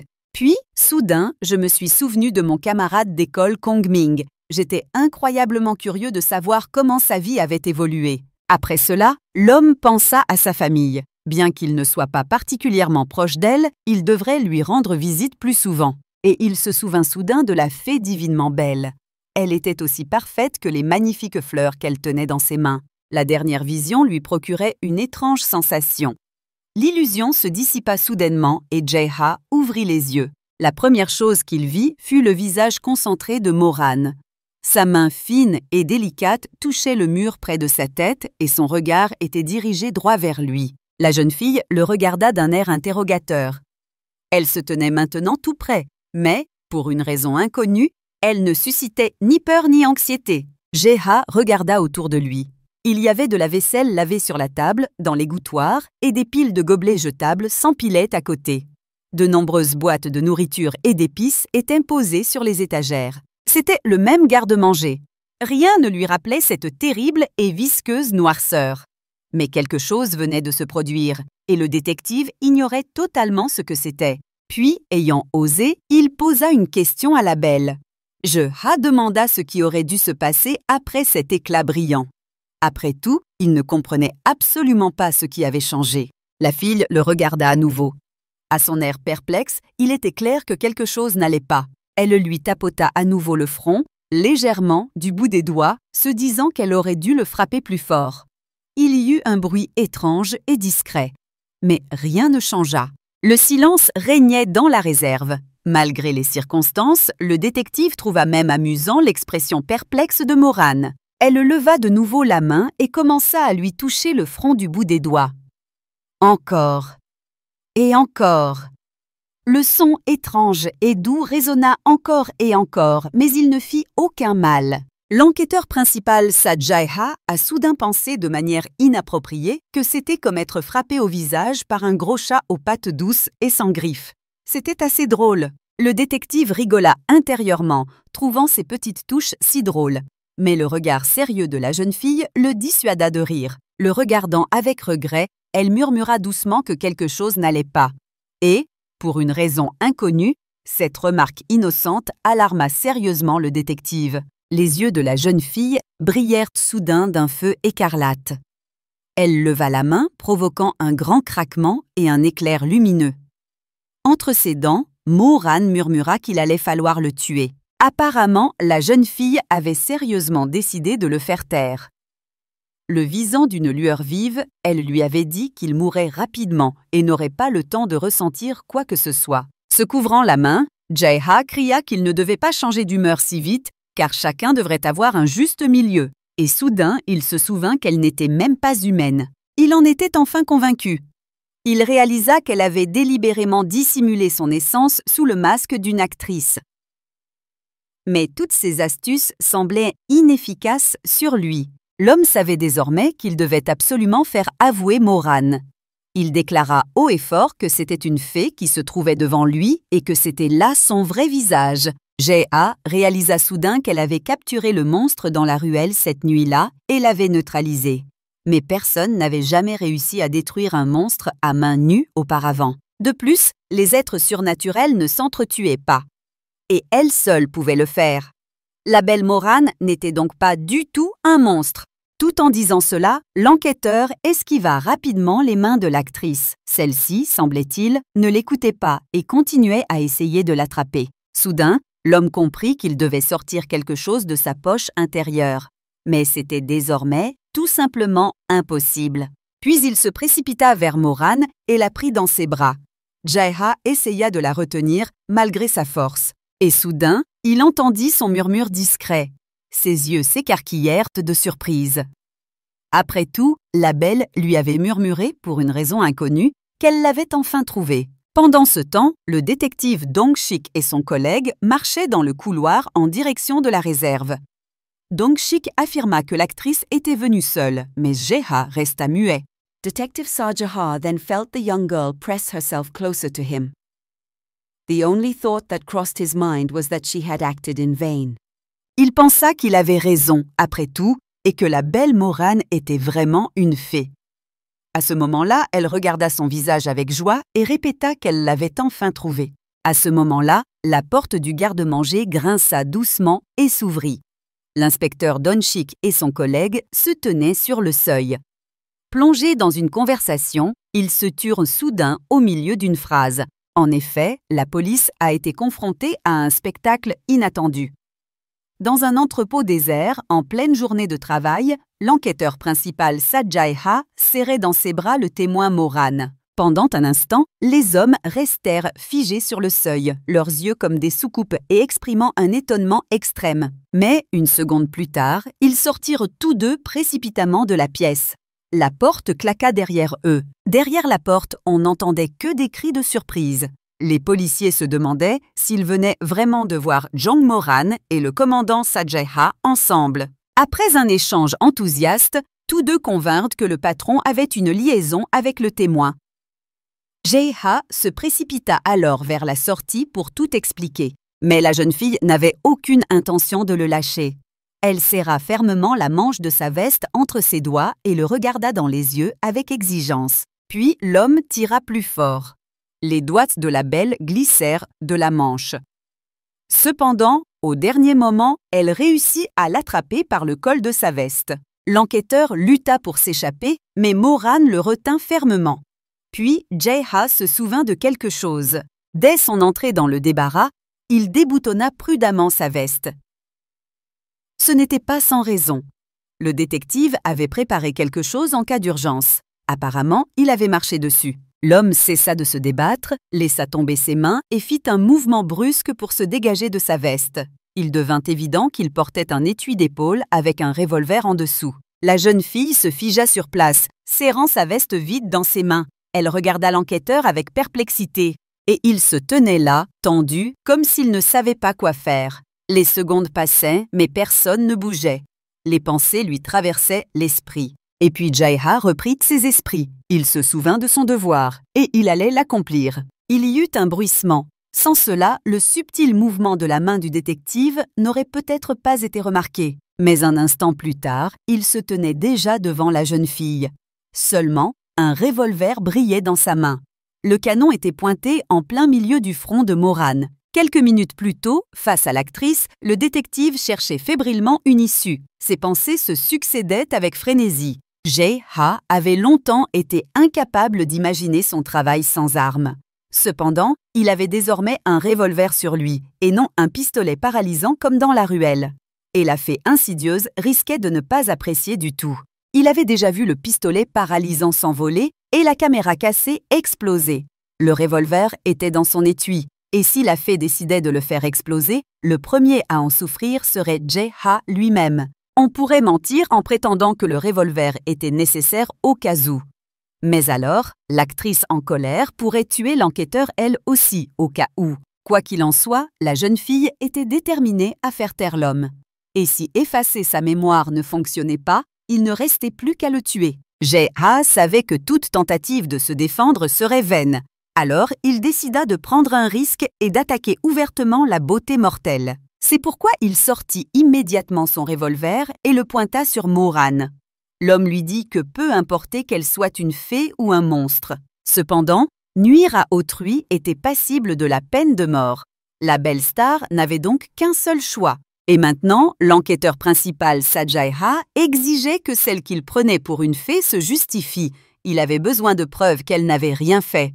Il pressa le canon contre son front, le doigt sur la détente. Mais la jeune fille le regarda calmement, et même avec un air moqueur. Soudain, elle sourit. Le cœur du détective se glaça d'un mauvais pressentiment. Moran dit calmement que pour tirer une balle, il suffisait d'appuyer sur la détente. Elle posa ses doigts fins sur la main de Jae-ha et appuya légèrement.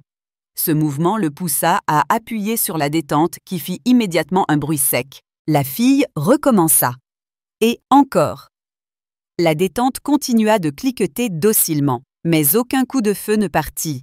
Le détective fut pris de court. Il savait pertinemment que son arme était en parfait état de marche. L'actrice sourit joyeusement, observant sa perplexité.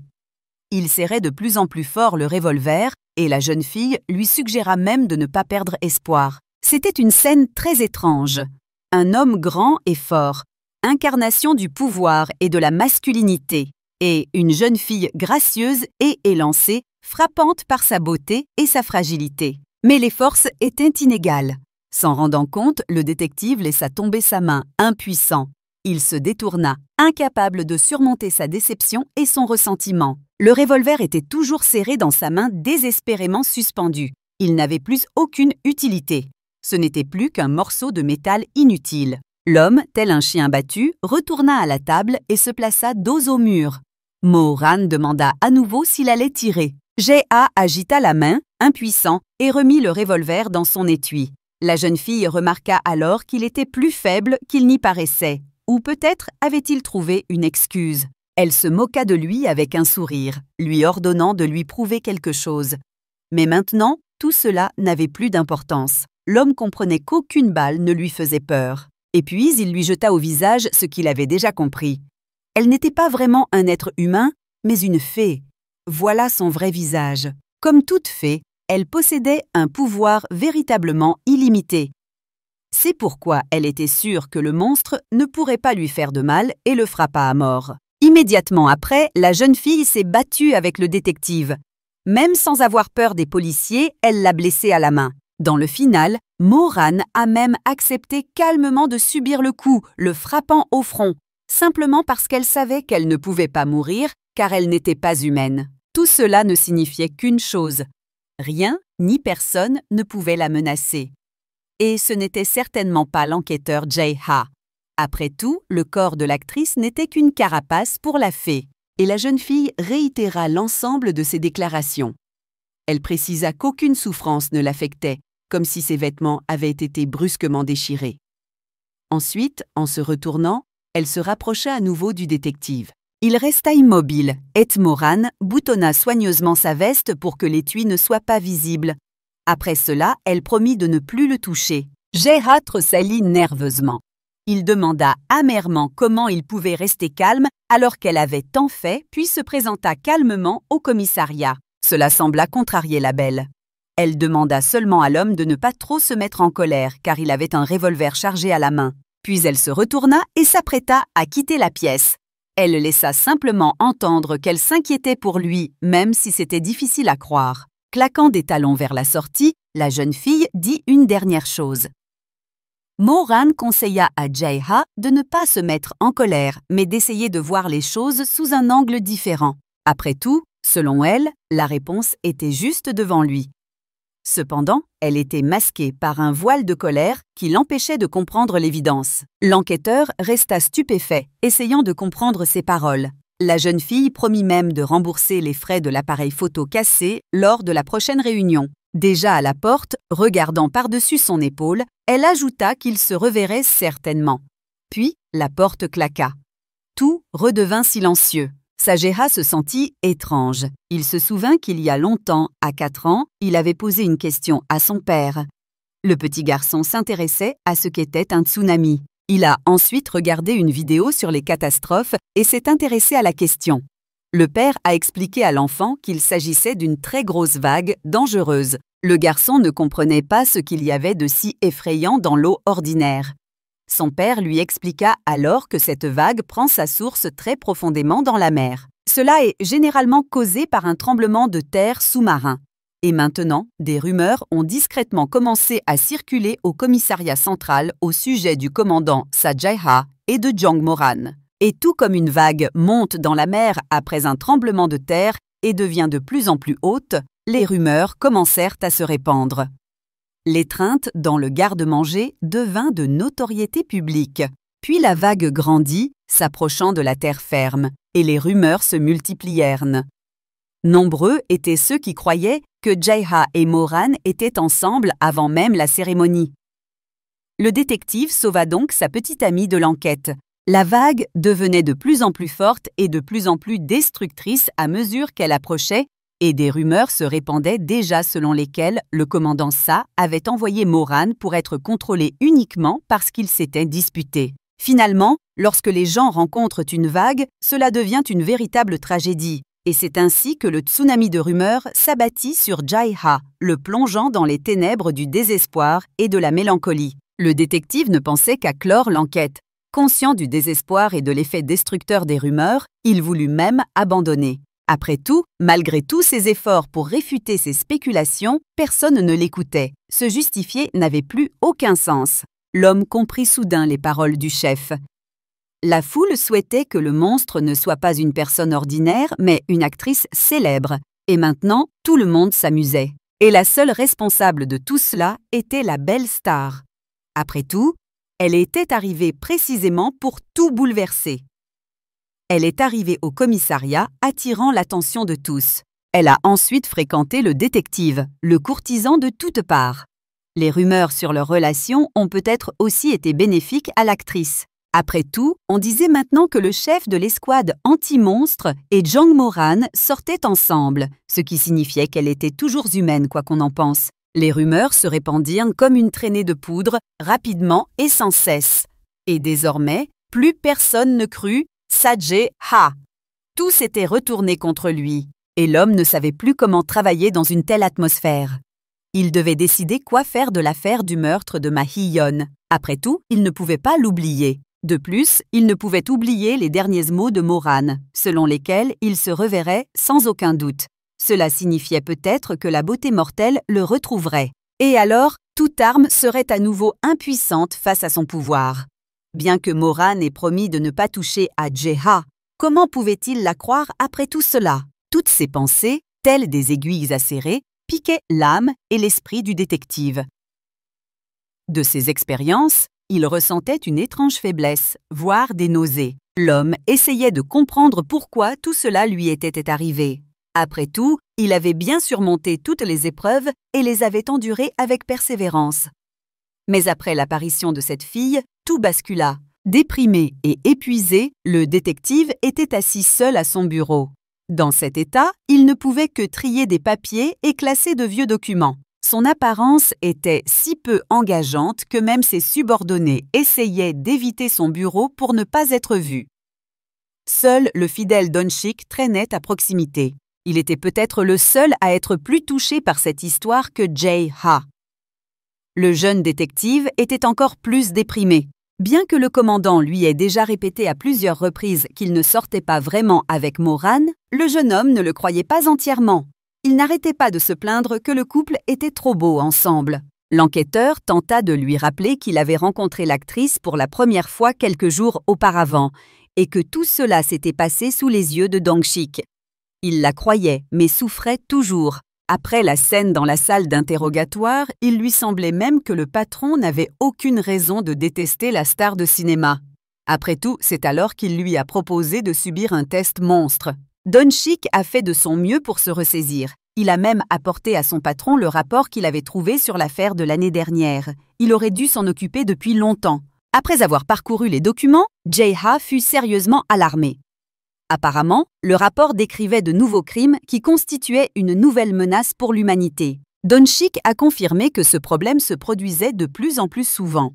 Il a donc suggéré à son supérieur que, s'il était libre de son travail actuel, il devrait quand même s'en occuper. Remarquant la surprise de l'enquêteur, le détective expliqua que, récemment, tous les employés étaient restés assis à leur poste de travail sans rien faire.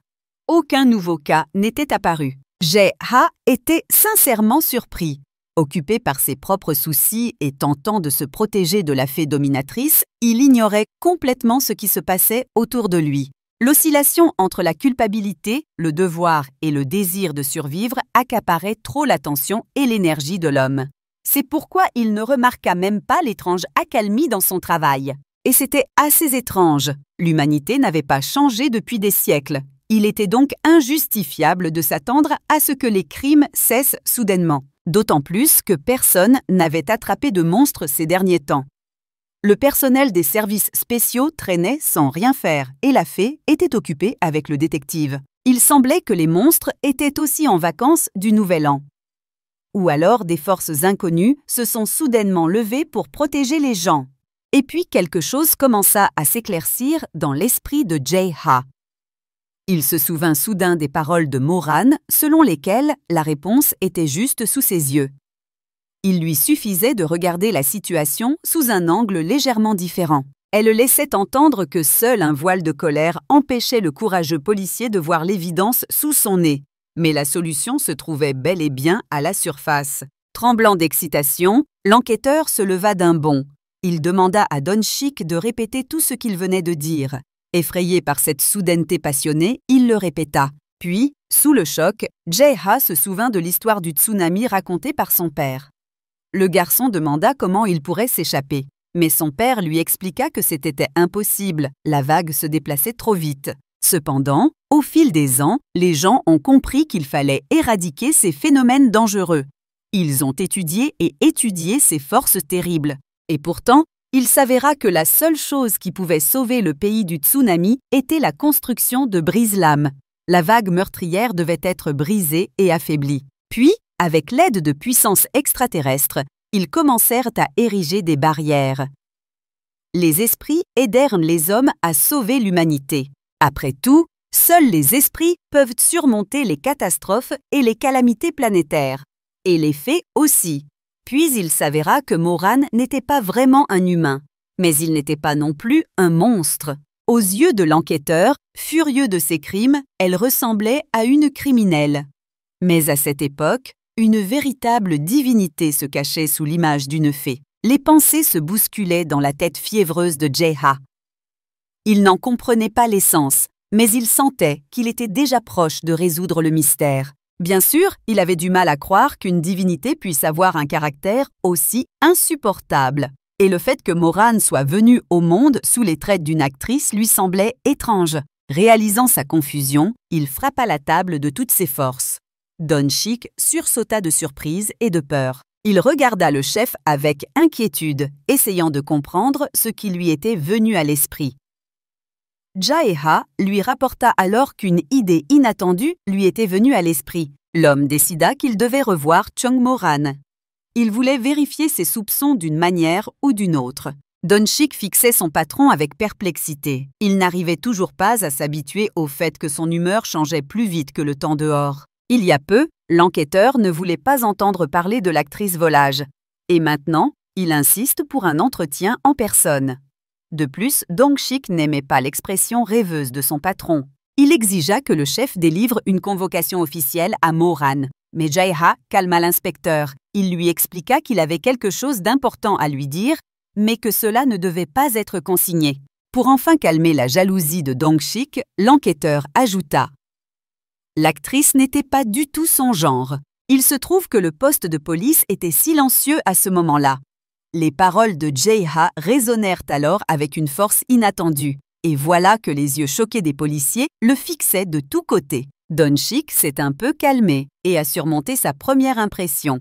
Après cela, il a dit qu'il avait une idée. Le détective a suggéré d'aller à l'hôpital Hiebin, où tous les corps des personnes infectées par le virus ont été envoyés pour traitement dans les 3 jours. Le corps de Ma Hee-yeon était également présent. Les funérailles de la jeune actrice étaient prévues pour le lendemain. Et si Jong Mo-rin veut dire au revoir à sa collègue, elle viendra à l'enterrement. Il sera donc possible de la rencontrer demain. C'est exactement ce que pensait l'actrice. Avant de partir, elle fuma une autre cigarette pour se calmer et ne plus être perturbée. En quittant la maison, la jeune fille remarqua une foule immense de journalistes espérant une photo ou une interview. Elle monta délibérément dans une voiture qu'il connaissait et entr'ouvrit légèrement la fenêtre pour se faire remarquer. Après tout, Moran savait qu'assister aux funérailles de sa collègue améliorerait l'opinion publique à son égard. Son visage triste et ses vêtements noirs étaient censés témoigner de la tristesse de son ami. Prenant une autre bouffée de cigarette, la jeune fille pensa que les monstres n'étaient que de faibles sacs de chair et d'os. Un seul coup suffirait à leur couper le souffle. La voiture se mit en marche et, au bout d'un moment, arriva devant une petite chapelle bien rangée. Tous les murs étaient couverts de nombreuses couronnes de fleurs, accompagnées de mots de regret pour la perte. Au milieu de la salle, sur un grand piédestal, se dressait un magnifique portrait de Ma Hee-yeon. La jeune fille y était si belle et rayonnante que l'annonce de sa mort lui fut insupportable. Morin resta un moment à distance, rassemblant ses pensées. Puis, elle s'approcha du piédestal et y déposa un autre chrysanthème blanc. Il y en avait déjà plusieurs, et chacun symbolisait la tristesse de quelqu'un. Soudain, elle entendit des voix. En se retournant, l'actrice aperçut l'enquêteur Jae-ha et Dong-shik. Ils discutaient avec les parents inconsolables du défunt. Ils étaient très contrariés par la clôture de l'enquête. Après tout, la police était constamment confrontée à des centaines de crimes. Et pour les parents, leur fille était leur seule joie de vivre. La mère en pleurs et le père endeuillé regardèrent les détectives avec espoir. Ils demandèrent s'il n'y avait vraiment rien de plus à faire pour attraper le tueur. Mais ils n'avaient aucune réponse. Les parents se tenaient la main. Le silence des policiers leur en disait plus que des mots. Serrant la main de son mari, la femme fondit à nouveau en larmes. Et puis Jae-ha prit sa décision finale. Il savait les risques qu'il prenait et les problèmes que cela pouvait engendrer pour lui et pour les autres. Cependant, il avançait dans le couloir à la recherche de la belle Mo-ran. À la vue des parents brisés et inconsolables qui avaient perdu leur fille unique, il en était déjà absolument certain. Il devait absolument la rencontrer et la convaincre non seulement de ne pas le tuer à cause des souvenirs, mais aussi de faire quelque chose de bien plus important.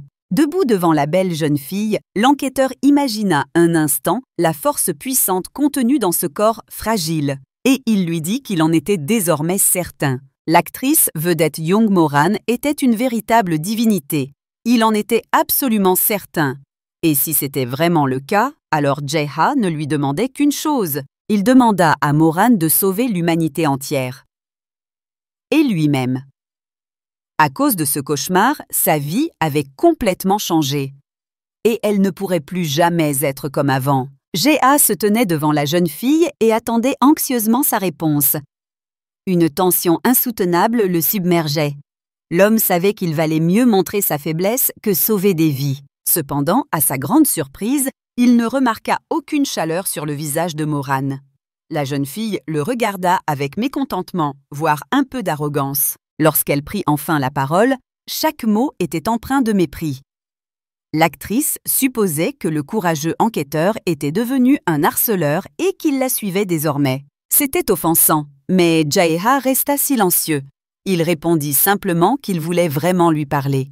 La fille rétorqua que c'était la deuxième fois qu'elle le surprenait à faire ça. Rougissant, le détective comprit qu'elle parlait de la scène dans la ruelle où il était apparu de manière totalement inattendue.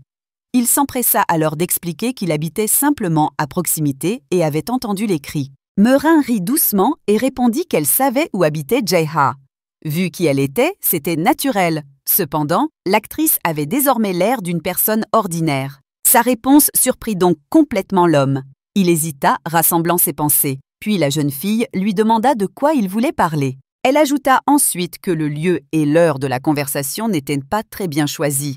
Mo-ran allait dire au revoir à la défunte, alors elle proposa de l'attendre à la machine. Sans attendre de réponse, la jeune fille se retourna et partit précipitamment. Jae-ha se demanda si elle l'espionnait ou si c'était un accident.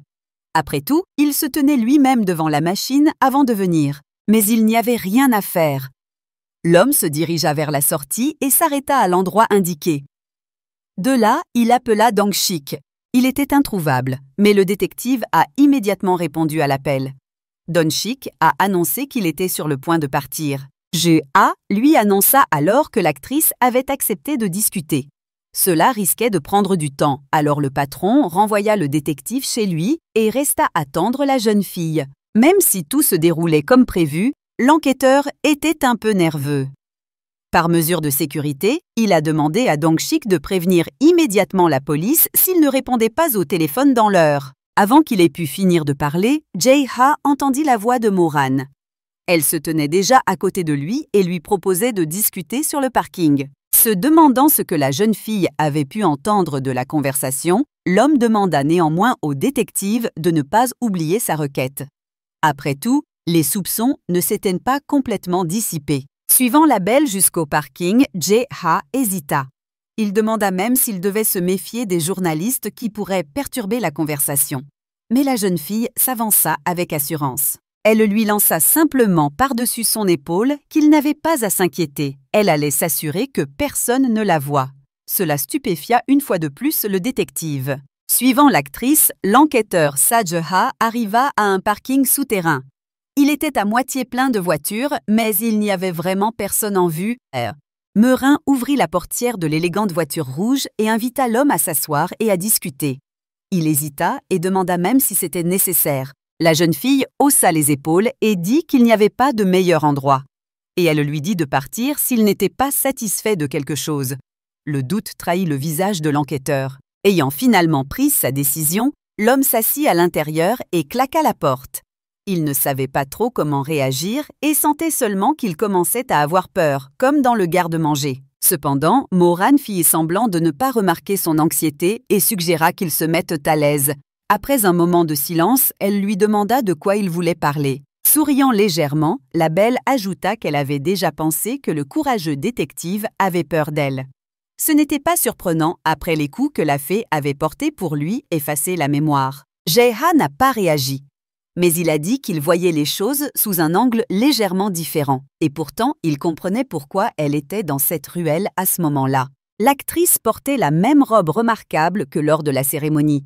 Malgré cela, elle a tué le monstre dans la ruelle, et il s'agissait probablement du véritable assassin de Ma Hee-young. En entendant cela, Mo-ran hocha légèrement la tête et sourit. Elle félicita Jae-ha et lui demanda simplement comment il avait pu deviner cela plus tôt. Sans attendre de réponse, la jeune fille supposa que le détective voulait maintenant savoir si ses suppositions étaient vraies. Cependant, Jae-ha répondit qu'il avait une requête. Concentré, l'homme expliqua qu'en général, toute une escouade armée est impliquée pour capturer un monstre. Malgré cela, les opérations échouent souvent et le monstre parvient à s'échapper. Cela pose un sérieux problème. Jae-ha marqua une pause, se souvenant du portrait de la défunte Ma Hee-yeon. La jeune fille était trop jeune et trop belle pour mourir si tôt. Ainsi, le fait que les monstres aient pu s'échapper signifiait que bientôt quelqu'un d'autre allait mourir. Et le sentiment d'impuissance était insupportable. En regardant Mo-ran, le détective dit doucement qu'il l'avait vue en action. Et il était absolument certain qu'elle pouvait tuer un monstre, ne serait-ce qu'en l'étranglant avec le col de sa chemise. Là, la jeune fille l'interrompit brusquement. Elle déclara avec assurance qu'elle savait exactement ce qu'il voulait dire. L'enquêteur principal, Jae-ha, serrait les dents d'excitation. C'était le moment décisif qui pouvait sauver ou détruire tout le monde. Il expira, comme s'il avait plongé dans l'eau froide, et demanda rapidement à la jeune fille si elle était une divinité. Le silence régna dans la voiture. Le regard de Mo-ran devint pensif. Cet homme étrange la considérait vraiment comme une divinité. Mais elle se souvenait comment, il y a longtemps, quelqu'un d'horrible l'avait serrée fort contre lui, se moquant d'elle. Il l'avait traitée de simple fille et lui avait interdit de penser qu'elle était quelque chose. Mais maintenant, bien des années plus tard, l'homme assis à côté d'elle lui demanda de l'aide. La jeune fille vit qu'il avait peur d'elle. Elle comprit alors combien il lui était difficile de surmonter cette peur. Et Jae-ha continua de parler. Il s'excusa d'avoir pointé une arme sur elle. Il était prêt à découvrir ce qu'il pouvait offrir en échange de son aide et de son sauvetage. L'homme a même suggéré avec hésitation qu'il pourrait s'agir d'argent. Mais Mo-ran a immédiatement déclaré que l'argent n'avait jamais été un problème pour elle. Le détective fit alors remarquer, penaud, qu'il fallait cacher son identité pour préserver le secret de l'opération. La jeune fille répondit joyeusement que de toute façon, personne ne l'aurait cru. Jae-ha était un peu surpris. Il ne pensait pas que l'actrice ne souhaiterait pas devenir encore plus célèbre pour avoir aidé la police et capturé les monstres. Mais Mo-ran n'en avait absolument pas besoin. Le détective était dans une impasse. Il ne pouvait même pas imaginer ce qu'il pouvait offrir d'autre à cette femme extraordinaire pour la convaincre de coopérer.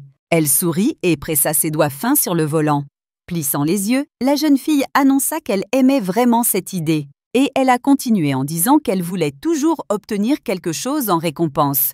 C'était bien mieux que l'argent, la célébrité et tout ça. Jae-ha la regarda d'un air interrogateur. Mo-ran tourna alors la tête et le regarda droit dans les yeux. Après un moment de silence, la jeune fille lui demanda s'il voulait sortir avec elle.